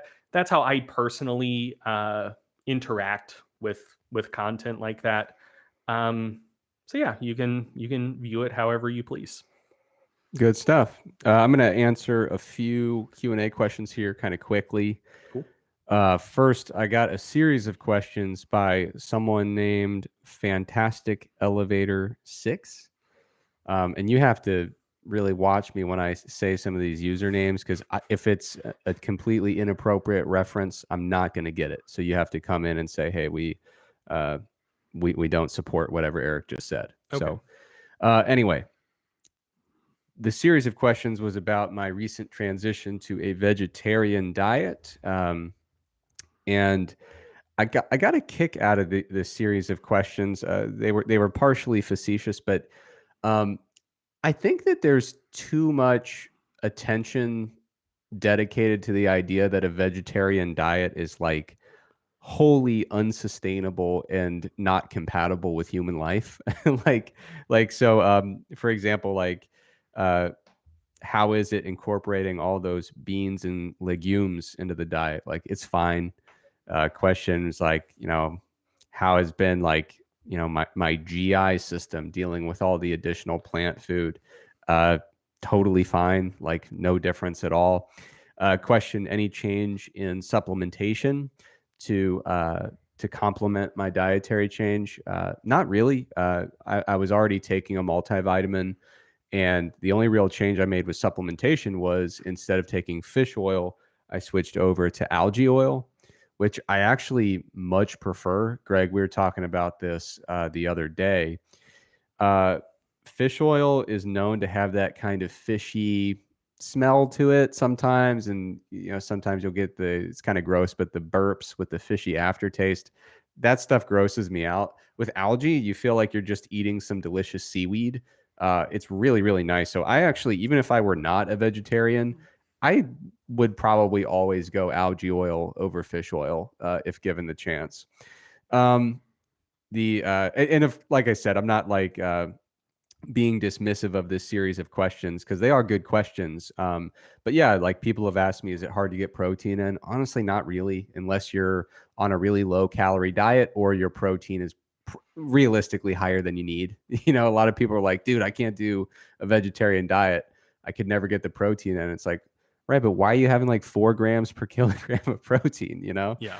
But yeah, so it really hasn't been that bad. There have been, minor inconveniences, minor situations where I have to think about, okay, where am I going to get a plant-based source of protein? But overall, it's been a very easy change, and I haven't had to do anything too crazy in terms of supplementation or anything like that. But the part of the question that I thought was excellent, uh, I would like an update on how the moral superiority feels. Is the lack of cognitive dissonance making your thinking clearer? And is lack of B12 killing all your gains? So excellent string of questions. Wait, were people actually asking that? Yeah, it's a facetious list of questions here Oh, about gotcha, going gotcha. vegetarian. One of the things that's funny is I did run into like a major issue of cognitive I ran into a moral conundrum. So my girlfriend's cat is uh needed a switch in food, and we were trying to figure out, they stopped selling her old food and she's allergic to a lot of the common foods, and we're trying to figure out what kind of food to get for my girlfriend's cat. And dude, they made me sad. Like there was like, she's like, should we get this food made of rabbits? And I'm like, dude, no, not not the little rabbits. And then like, yeah, we went through this whole list of animals and finally settled on a salmon based food for the cat based on which animal do we feel less sad about eating. Yeah. um because the cat is a lovely cat, but unfortunately an obligate carnivore. Yeah. So the cat will be eating meat, and so yeah, we still buy these food products made of animals, but fortunately we were able to avoid the bunny food. That was a little bit over the line for Yeah. me. But anyway, yeah, so it's been good, and it's not that bad. Question here about creatine, moving on from an Alpha Betty White is a username. uh, would removing creatine before and or during a water cut be advisable? How big of a strength loss should I expect, and in what time frame, assuming that I'm a responder to creatine? Um, so I would not bother removing creatine in the context of a water cut. Um, First of all, to do it, you'd have to do it ahead of time. So the washout period, some people say 4 weeks, some people say, closer to 6 or 8 weeks, depending on how confident you want to be. But we're talking about a month or two of going without creatine to get it fully washed out from your system. And so, like, when you're reviewing a study on creatine, if there's a washout period, it better be at least 4 to 8 weeks. Otherwise, there's going to be some residual elevations of creatine stored in muscle and other tissues. So I don't know if it's really worth it to, like, if you're someone who actually gets benefits from creatine and you're a responder, I'm not sure that you want to go, 2, maybe even 3 months without the creatine leading up to an event where I assume you're hoping to optimize your performance. And another thing to keep in mind is that you can still very much dehydrate yourself when you're on creatine. So the creatine will increase your kind of baseline total body water level, but that doesn't mean that you're going to be unable to then reduce body water. Like, you can absolutely dehydrate yourself to your heart's content despite the fact that you're on creatine. Your heart may or may not be contented with it. Exactly. So Once it's pumping blood through your fucking arteries that looks like molasses, yes. you can dehydrate to your heart's discontent, Yeah. regardless of creatine supplementation. And I will say my bias here is that I'm just generally not very fond of water cuts, if I'm being honest. Of course, I understand uh, there are certain situations where you accept the health related trade-offs for the performance related benefits. I do think that there are many athletic endeavors where people think they're getting a performance benefit from their water cut, but they're actually harming their performance depending on the timing of the cut and the timing between weigh-in and actual competition. But that's probably a conversation for another day. But no, I don't think there's much utility in removing creatine before a water cut. Depending on the situation, if I were coaching you, I'd probably maybe try to talk you out of the water cut, especially if it's a very aggressive or extreme one. But nonetheless, the creatine is not going to be a critically important factor there. Another question here, and then I'll kick it over to you. Question here from Magic the Dude Chef. Some foods have a decent amount of protein by the numbers, but they have a very low quality protein such as collagen. When tracking macros, how should we account for this low quality protein? Um, that's a good question. And collagen is honestly a terrible protein.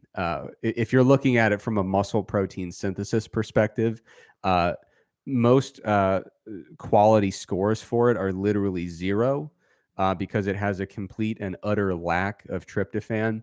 So, like, if you were just going to look isolated, a dose of collagen for promoting muscle protein synthesis, it's a rubbish protein. However, within the context of a whole day of intake and a whole bunch of different protein sources, and in most cases, some very high quality protein sources that have an abundance of tryptophan, slipping in a little bit of low quality protein here and there is not necessarily that bad, whether it's a little bit of collagen here and there, some of the lower quality plant-based proteins. So, like, soy is a very high quality protein from plant, but you start looking down the list at some of the lower quality ones and you start to really think, like, I don't know, this amino acid profile is pretty weak. But overall, I say my general inclination is to count it as protein, and just to make sure that your total daily protein intake is adequate, relative to your goals, and to make sure that you have a good mixture of proteins in your diet. So I don't necessarily see a problem with counting a fairly low quality protein toward your daily total, as long as it's not making up a huge proportion of your total daily intake. So for example, tying this back into the idea of vegetarian and vegan diets, you can take two low to moderate quality proteins that have complementary amino acid profiles, put them together, and end up in a really good spot in terms of muscle protein synthesis. So I don't like to promote the idea of really micromanaging amino acid profiles. But of course, looking at your diet in its totality, you want to make sure that you have enough protein, and you want to make sure that you don't have glaring weaknesses with regards to any particular essential amino acid. So if you're getting, 60% of your daily protein from collagen, that sucks. That's a bad plan. but I don't know if it makes sense to have this kind of dueling count going on throughout the day where you're counting this subtotal of high quality proteins and this subtotal of low quality proteins and things like that. So I'd still count it toward your total daily protein, but I would encourage you to try to make sure that you either have a diet that is rich in high quality proteins or rich in proteins that are complementary in nature when it comes to their amino acid profile. I can tell you exactly. I mean, my experience with using collagen protein, Yeah. basically exactly what you're describing. So I started using just like gelatin powder in my meal prep maybe like 2 or 3 months ago. Um, so one of the things that happens to me when I'm in a calorie deficit is just like I get joint aches all the time. I don't know why, but like they say, like if you lose weight, your joints will feel better. I gotta say, one of the reasons why, especially when I'm training hard, I tend to want to be in a moderate to sometimes quite aggressive surplus is that shit makes my joints feel good. And like you take calories away and like my hips ache, my knees ache. Now that I fucking broke my arm earlier this year, my wrist and my elbow ache. Those are new. Um, and so I saw some of the research that's been published on collagen synthesis with like collagen or gelatin supplementation, and just thought like, you know what, it can't hurt. It can't hurt. Like I'll give it a shot. Just throw some gelatin powder in my meal prep. I mostly eat like rice based dishes, like rice and lean protein. So like yeah, I'll just throw some collagen in, make sure it dissolves. Might help. If nothing else, might improve the mouth feel, like make it taste a little bit more like luscious and luxurious. Um, and so I just put like 100 grams of gelatin powder in with the water when the rice is about to cook. Uh, and subjectively, one, it seems to have been helping my joints. They feel better. Don't know if the two are related. Not an RCT. Don't necessarily take it as advice, but my personal experience pretty positive. Um, Second, in terms of just like how I account for it, it's basically what you're describing. So, my most recent meal prep, which I did last night, big old batch of congee, a lot of pork, and like 117 grams of collagen. And so the whole kit and caboodle has like 740 grams of protein in total, and each serving of it will probably give me about 55 grams of protein, give or take. Um, and of that, like 3/4 of it probably is from the pork. And then there's enough rice that like a non-trivial amount of it is from the rice, a little bit from some mushrooms, and then about a seventh of the total protein in what I'm consuming comes from the collagen I added. So of those 55 grams of protein, probably like around 40 or slightly under is coming from animal protein, and from there I figure like I'm set for the meal. And then maybe some slightly lower quality plant proteins, and then of the 55 grams, probably 8 of them are coming from the collagen.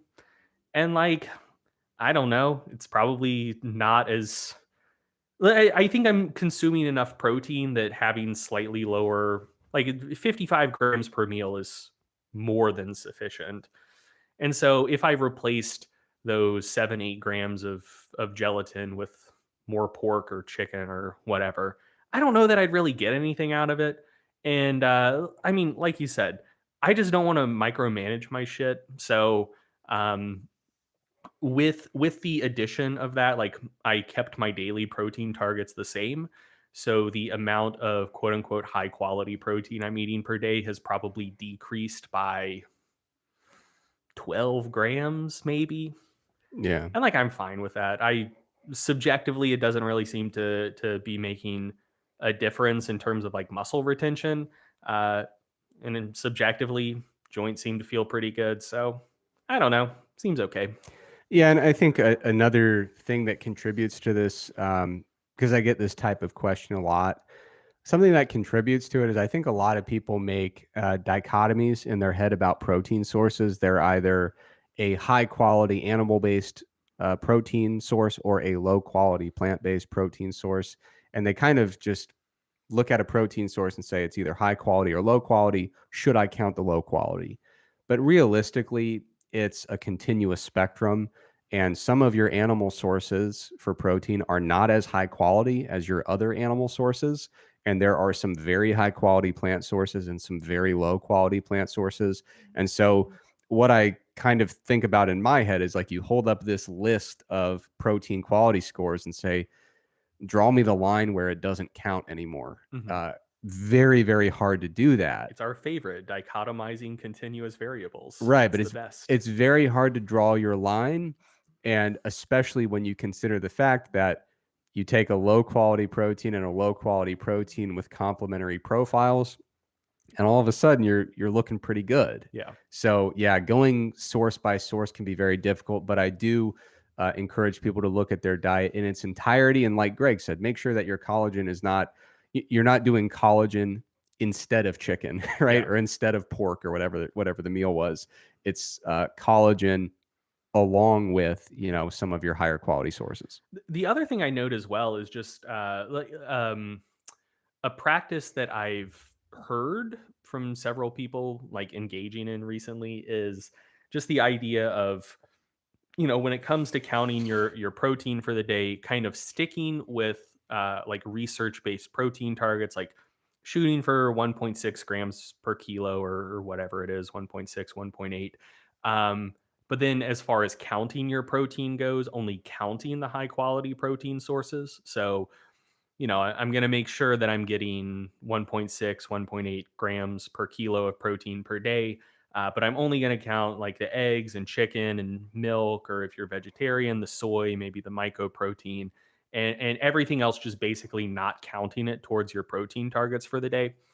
A point that I always mention when I see that is the like the research derived protein recommendations that exist in the context generally of mixed diets. Right. So, if they're saying that like somewhere in the neighborhood of a gram per pound or like 1.8 grams per kilo, like somewhere in that general vicinity, the research is saying that like that's probably enough to maximize hypertrophy or muscle retention in a deficit, and maybe slightly higher for that, but whatever. Like all of those targets are based on studies where people are eating mixed diets. Like in those studies, they're not exclusively counting high quality proteins. And so like that's the context that those recommendations are derived from. And so if you're basing your targets on 1.8 grams per kilo of only high quality protein, there's probably nothing necessarily bad with that.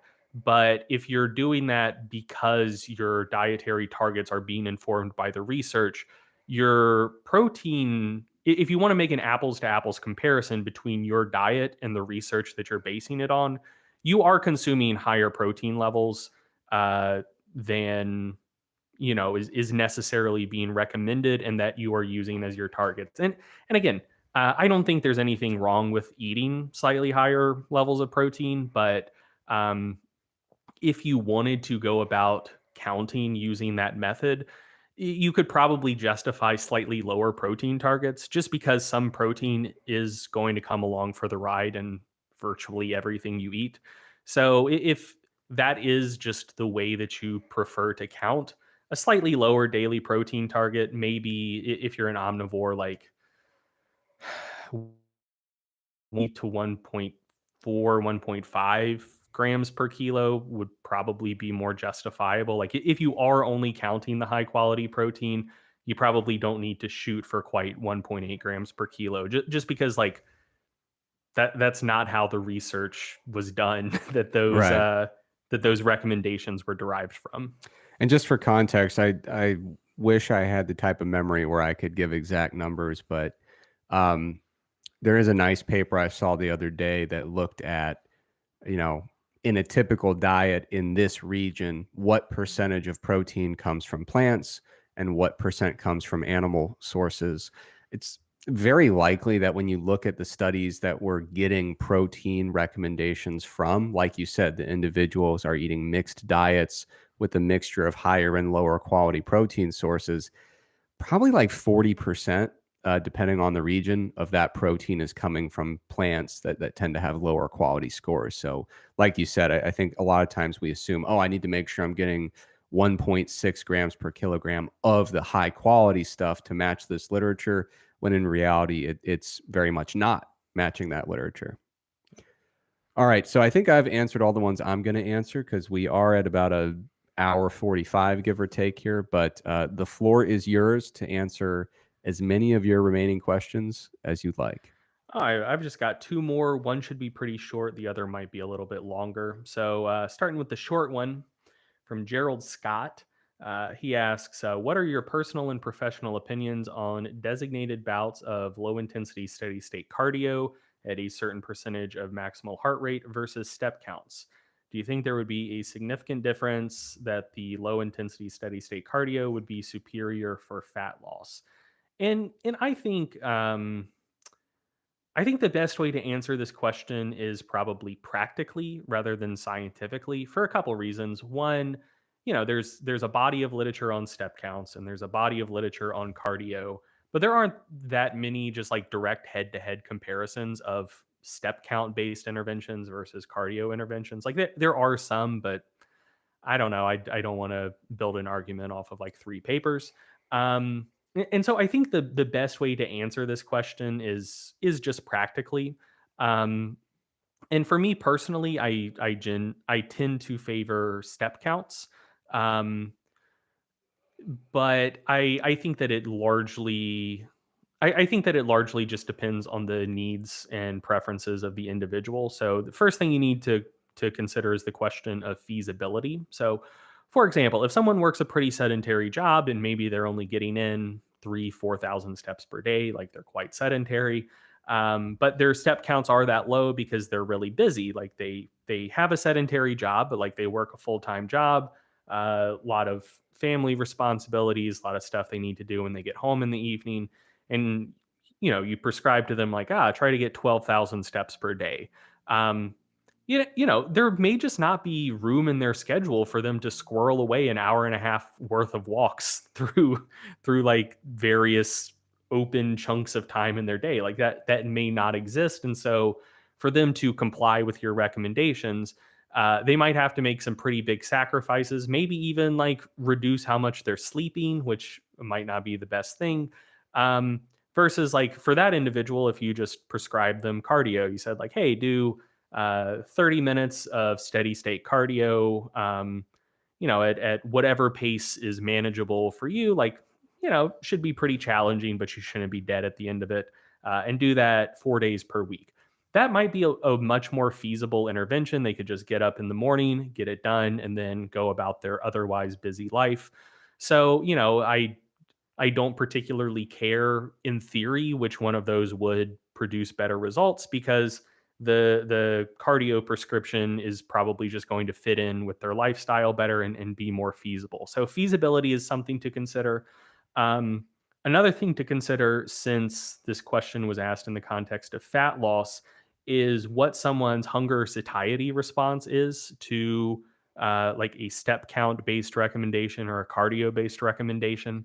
One of the things that I think people anticipate when it comes to exercise and appetite and satiety is that um, basically that there's kind of like a one-to-one compensatory relationship between calories burned in exercise and then how hungry you become. And that's not necessarily the case. So depending on the individual and the type of exercise they're doing and the context and a bunch of other shit, the appetite response to a particular type of exercise or a particular way that you increase calorie expenditure can go a bunch of different directions. So, like exercise can be orexigenic, it can make you hungrier and want to eat more, or it can be anorexigenic. It can decrease hunger and just kind of like without necessarily even thinking about it, reduce calorie intake. And Can that, I just reinforce your concept of how variable it is? yeah, go for it. Historically, I've always been like, "Oh, dude, cardio makes you so hungry, very bad." But in hindsight, I'd only tried doing cardio when I was like late in prep. But but in a different context, when I, ventured out onto the road to Athens, I've noticed that my appetite is actually a little bit lower, and Mhm. that you know, there's research to indicate that within certain circumstances, a little bit of aerobic activity can kind of recouple your Yeah. satiety signals to your energy needs. Yeah. And so, yeah, I feel like a dumbass because I never considered the fact that I'd only been doing cardio in one particular context. And even within an individual, I've noticed Yeah. those sources of variability. Well, yeah, and so that's another important consideration as well. Like baseline levels of activity. So you mentioned like coupling hunger responses with energy expenditure, and then we've talked about this on the podcast before. But in general, one of the reasons that having a sedentary lifestyle can promote weight gain is that when people are reasonably active, like we're not talking elite endurance athletes, but just you move around some, you have a not completely sedentary lifestyle, there are various compensatory mechanisms that tend to couple energy intake with energy expenditure. And there's kind of like a range where, as you expend more calories, like your hunger tends to scale pretty much linearly with it. But then, like, yeah, if you're like super sedentary, you can have elevated like hunger cues in excess of the calories you're burning, and so it becomes uncoupled and you tend to gain weight over time. And so if you are very sedentary, it's not incredibly uncommon for an increase in activity or exercise to decrease sensations of hunger, or to have really no effect. And so you're increasing caloric expenditure, but not really having much of an impact on hunger and satiety. So anyway, there's a lot of considerations. Another major one is just kind of like how someone like perceives the exercise they're doing. So there's been a bit of research on this, where if someone expends calories doing some form of exercise and they view it as kind of like a chore and unpleasant and they don't like to do it, their compensatory eating afterwards tends to be quite high, versus if it's just like, oh, I like going for a jog. I went for a jog. It was fun. There doesn't seem to be that much compensatory like excess food intake afterwards. So yeah, it's not even just pure physiology. It's also a matter of how someone interacts with the exercise they're doing, and how they perceive it.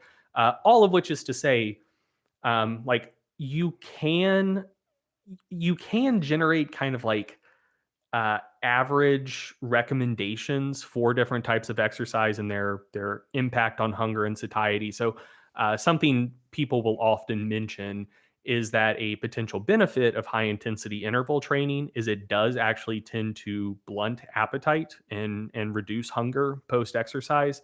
But that is something that is true on average, but is also incredibly variable person to person. So. Um, yeah, when you're deciding, like, am I going to tell someone to do cardio or am I going to tell them to get in more steps, may not be a bad idea to try both and just just see how the person responds to it. um like, it's very plausible that they could do some cardio and say, man, I hated that, and now I'm going to treat myself with whatever, and they end up with a net caloric surplus, in spite of the fact that they just expended more calories. Um or they could view it as like, oh, that was great, and now I feel like fresh and energized and ready for the day, and like don't feel the need to compensate for that. And same thing could go with like a step count intervention. Like, I personally find that tends to blunt my appetite. Like, if I'm getting more steps in, I just tend to find myself less hungry. But I also really like the walks I go on. I just throw a podcast on, enjoy the nature, and it's nice. I think it's good. It's to me a pleasant thing. But if it's the type of thing where it was very challenging to work into my schedule and I just didn't like doing it, um, I could see myself perceiving it as more of a chore, and then like maybe wanting to treat myself with some food as a way to say like, good job for going on that walk, Greg. So, it's going to vary a lot person to person. And so, yeah, in general, I think that recommending people up their step counts is on average more productive. But I definitely don't think that it's what I would recommend for all people in all circumstances. So, just like try it out and gather both objective and subjective feedback from your clients. Like, um, how is this making you feel? Do you feel energized afterwards? Do you feel wiped out? Are you having an easier, harder time sticking with your diet following this form of exercise? And use that information to make your decision. So that was supposed to be the short one. So let's let's dive into the final question of the day. Nicole Bazemore, Justin Collins, and Arabella Murray all wanted our take, but they're going to get my take on a recent study that was published and an NPR article about it. So the study and the NPR article will both be linked in the show notes. The title of the For the record, by the way, I've already weighed in on this topic, but I keep all of my perspectives behind a paywall. So you got to subscribe to Mass if you want my take on artificial sweeteners. All right. Anyway, so the title of the study in question, published, I think, last month or in October, was Obesity and Sex Related Associations with Differential Effects of Sucralose versus Sucrose on Appetite and Reward Processing, colon, a randomized control trial. And I gotta say, most of the time when a study gets a lot of headlines and a lot of press, it tends to have a very simple and audacious title. So kudos to these researchers for getting an NPR spot for this paper because that's a convoluted title. Um, but anyway, so what this study did is there were three conditions. So subjects consumed water, a sucralose sweetened beverage. Sucralose is the generic associated with the brand named Splenda, and a sucrose sweetened beverage. So sucrose is table sugar. And it was a crossover study. So all of the subjects completed the same testing after consuming water, after consuming a sucralose sweetened beverage, and after consuming a sucrose sweetened beverage with a washout period between each one. And I'll note most of the outcomes in this study were related to brain imaging, and I'm not going to even touch on those because that's not even within spitting distance of my area of expertise. Um, yeah, I don't know the first thing about fMRI. I understand in general what it's measuring, but I'm not a neurology expert. I can't claim to be able to interpret those outcomes with any meaningful expertise. So I'm just gonna let them be. Uh, I did one very MRI heavy study as a grad student, but would you even believe that I was not the MRI expert on the team? Interesting. Yeah, so unfortunately, I also cannot comment. Yes, but what I am good at is arithmetic and knowing Dude, you're as good knowing at when numbers are bigger or smaller. I was gonna say you're as good at addition and subtraction as virtually any of my peers. I'll take it. Um, so yeah, they basically gave people these three beverages and looked to see like how they impact different reward centers of the brain and whatnot. But also on a much more practical level, 2 hours after they consumed these beverages, they consumed an ad libitum meal with kind of a buffet style eating setup. So, people could get a bunch of different foods and just eat as much of them as they felt like they wanted to eat. And they were looking at the impact following water, sucralose, or sucrose ingestion on food intake. And so they did find that on average, comparing the sucrose and sucralose conditions, that subjects at the ad libitum meal did consume more calories following the sucralose condition than the sucrose condition. So that is consistent potentially with the idea that artificial sweeteners might increase food cravings, or like the sweetness doesn't come with calories, and so it's not as satisfying as it could be, and then that might make people want to eat more at a subsequent meal. And they also found that there was a sex effect. So when they stratified it by sex, they found that relative to the sucrose condition, the male subjects didn't eat more following the sucralose beverage, but the female subjects did. They ate about 100 calories on average more following a sucralose sweetened beverage than a sucrose sweetened beverage. So that's, again, seems consistent with the idea that maybe artificial sweeteners are no good. Maybe it increases appetite or food cravings or whatever.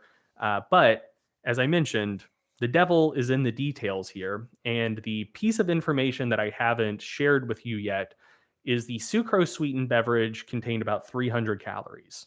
And so, in total, combining the calories consumed in the beverage and the calories consumed in the subsequent meal, the male subjects consumed about 300 fewer calories in the sucralose condition than the sucrose condition, and the female subjects consumed about 200 total fewer calories. Again, counting both the meal and the beverage.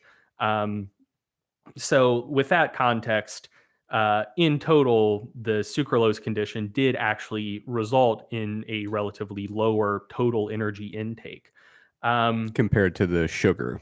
compared to the sugar. And so, like, I don't know. To me, I care about that maybe more than brain imaging research. Like, if people are given the opportunity to eat everything they want to eat, and they're still consuming overall fewer calories following artificially sweetened beverages than sugar sweetened beverages, that still seems to suggest to me that um, at minimum, the artificial sweeteners are fine when it comes to promoting overall energy intake. And sounds like you're going to say something. Well, I was just going to say, you could argue that this is evidence of kind of the ideal use case for a artificially sweetened beverage, Hmm. where it's like, oh, for the totality of this meal, if you swap this beverage, it will still taste nice, but your total calories will be lower. Yeah, So that's pretty good. I agree.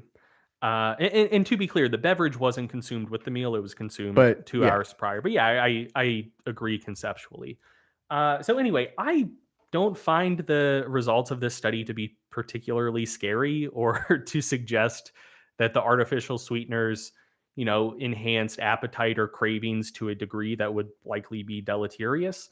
And I'll note that that is also in keeping with a meta analysis that was published last year by Laviata Molina and colleagues. Title was Effects of Non Nutritive Sweeteners on Body Weight and BMI in Diverse Clinical Contexts, Systematic Review and Meta Analysis. That will also be linked in the show notes. But it's straightforward. They just looked for all of the RCTs that ran for at least 4 weeks that compared a non nutritive sweetener, which um, I tend to just call artificial sweeteners. Not all of them are artificial. Sugar alcohols aren't artificial, but whatever. It's what people would often refer to as artificial sweeteners. Uh, so it compared studies lasting at least 4 weeks, comparing non nutritive sweeteners versus either sugar sweetened beverages or water as a control condition. And it found that kind of in all of the studies pooled together, non-nutritive sweeteners led to negative effects on body weight, and I mean that negative in a numeric sense. So either less weight gain or greater weight loss. Then, when they broke it down further, for example, just looking at the studies comparing it against sucrose versus studies comparing non-nutritive sweeteners against water, they found that the effect of water and non-nutritive sweeteners or not beverages sweetened with non-nutritive sweeteners, they had similar effects on body weight. So water did not have superior effects, in other words, but neither did non-nutritive sweeteners. And then compared against sucrose, non-nutritive sweeteners did lead to a numerically negative impact on body weight and BMI.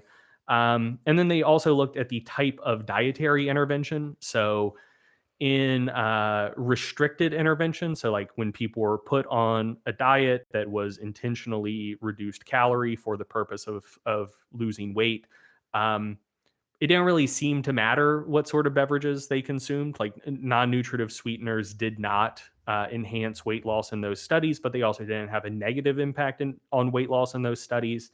But then in studies with uncontrolled diets, they did have a significant numerically negative impact on body weight and BMI. So, you know, um, again, I care less about brain imaging than a meta-analysis that's actually looking at changes in body weight and BMI over time. And in that context, non-nutritive sweeteners seem to be neutral to positive if you're interpreting either greater weight loss or less weight gain as a positive effect. The one thing that I will note, just as a caveat, and I wouldn't say potential cause for concern, but just kind of a thing to look out for potentially, is, there are a bunch of non-nutritive sweeteners or artificial sweeteners out there. So the study I started talking about initially for this segment looked at sucralose, again, brand name there is Splenda. But most of the research in this area looks at aspartame, and then there are also various sugar alcohols. Couple of studies look at saccharin, and Yeah. honestly, I don't even call saccharin an artificial sweetener. It's not sweet. Like, I don't care what people say. Saccharin's not sweet. It just tastes like shit. Same thing with stevia. Stevia is not an artificial sweetener. It's an artificial bitterer. I've seen here. Okay, here's I the think they call that one a non-artificial bitterer yeah, with whatever. I stevia. don't care. So this is the thing that I think I get the most heated about when it comes to like diet culture and people trying to make like healthy desserts and whatnot. Like, because there's the high protein dessert community and the people with Community. undiagnosed orthorexia community is a circle, I believe. And so there's a lot of kind of like health halo stuff around like, oh, natural is good. Stevia, it's natural. It's not like aspartame. It's not like sucralose. So like, yeah, make these little fucking protein balls and use 3 cups of stevia and like it's gonna be sweet and it's gonna be great. And then like, people will be like, oh man, like it's not quite as good as the real thing, but I still like it. You're lying to yourselves. No one likes stevia. Stevia tastes terrible. Uh, if you want, I don't generally do plugs if I'm not getting paid. I'm not sponsored by Splenda, but honestly, the next time you make one of those fucking recipes, sub out the stevia for Splenda or just like a store brand of sucralose. I promise you, it's going to taste so much better. Stevia is terrible, and if you don't agree with me, you're lying to yourself, and I will not hear arguments to the contrary. Anyway, getting back on topic, yeah, there are a lot of sweeteners that kind of fall under the umbrella of non-nutritive sweeteners. And what I'll note is the meta-analysis I just talked about, looking at weight and BMI. Um, I don't have the numbers directly in front of me, but if memory serves, like 80% of the studies were aspartame studies. Like aspartame is far and away the most well-studied non-nutritive sweetener. And I believe that only one of the studies in that meta-analysis did look at sucralose. So it would be fallacious to necessarily assume that the impact of all non-nutritive sweeteners on hunger or appetite or weight or BMI are all identical. I'm not arguing that. So it is possible that the impact of sucralose on weight and BMI over time might differ from the effects of aspartame. Um, but so that is a door that's still open. But the study that the NPR article was about, that I was asked about on Facebook, it's not sufficient for me to become scared of sucralose or to think that it would have a negative impact on weight over time. Yeah, and by the way, the same is true. A lot of times people ask about how non-nutritive sweeteners impact the gut microbiome. That's another area of research where there are many studies on it. Not a ton, but there are several. But again, it's very aspartame dominated. Mhm. We definitely need more research looking at some of the other popular non-nutritive sweeteners. But this study, and this is not to be critical of the original researchers because they had a very practical component to their study.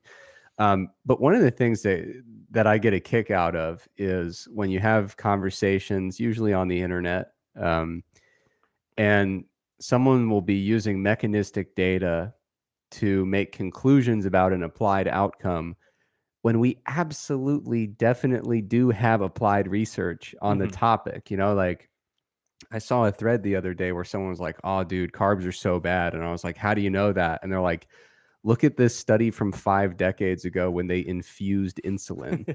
I'm like, "Dude, these people didn't even eat a carb. Yeah. What are you going on about?" Yeah.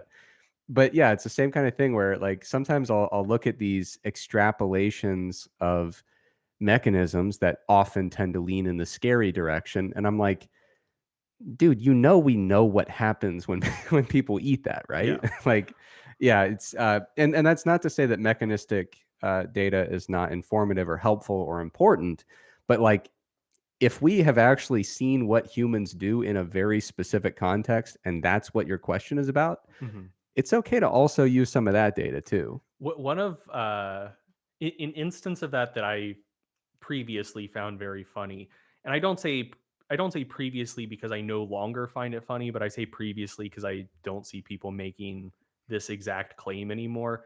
But whatever, I'm going to put some people on blast in the past. Uh, so it used to be maybe like 5 or 6 years ago, people would use acute muscle protein synthesis research to make very firm arguments about training frequency.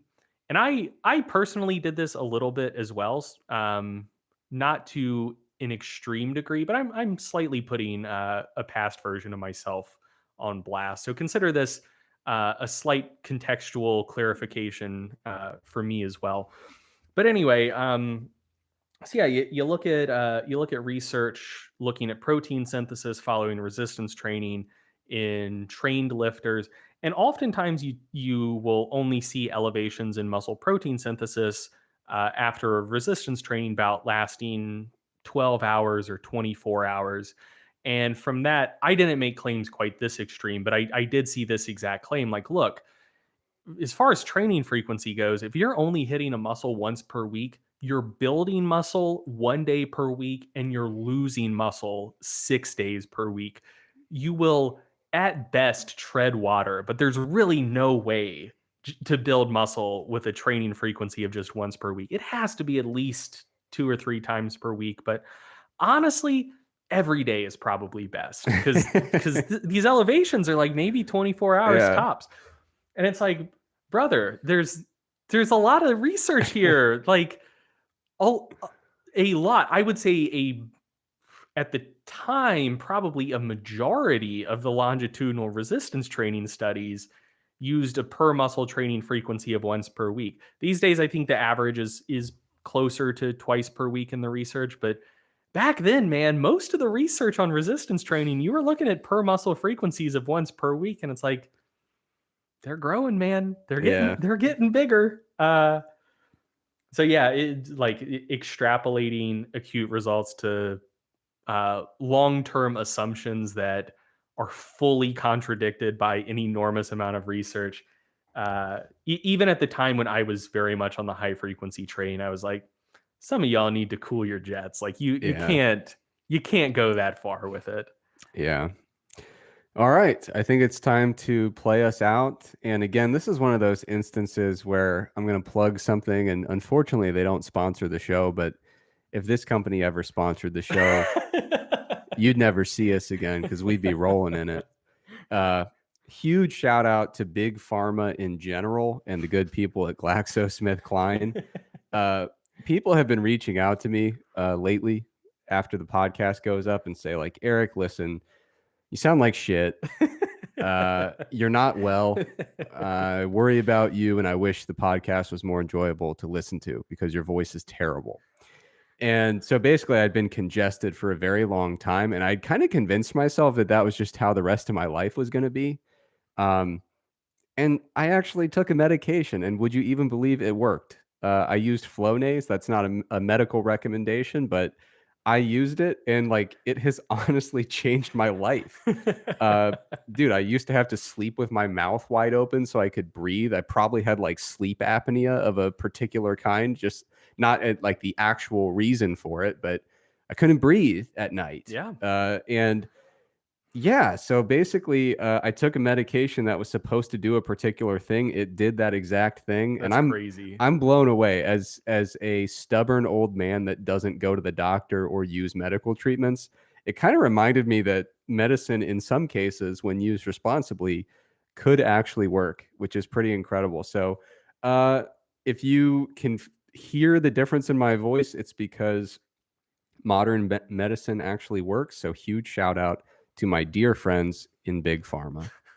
Okay, I think that does it for this particular episode. As always, thank you for listening, and we will be back soon.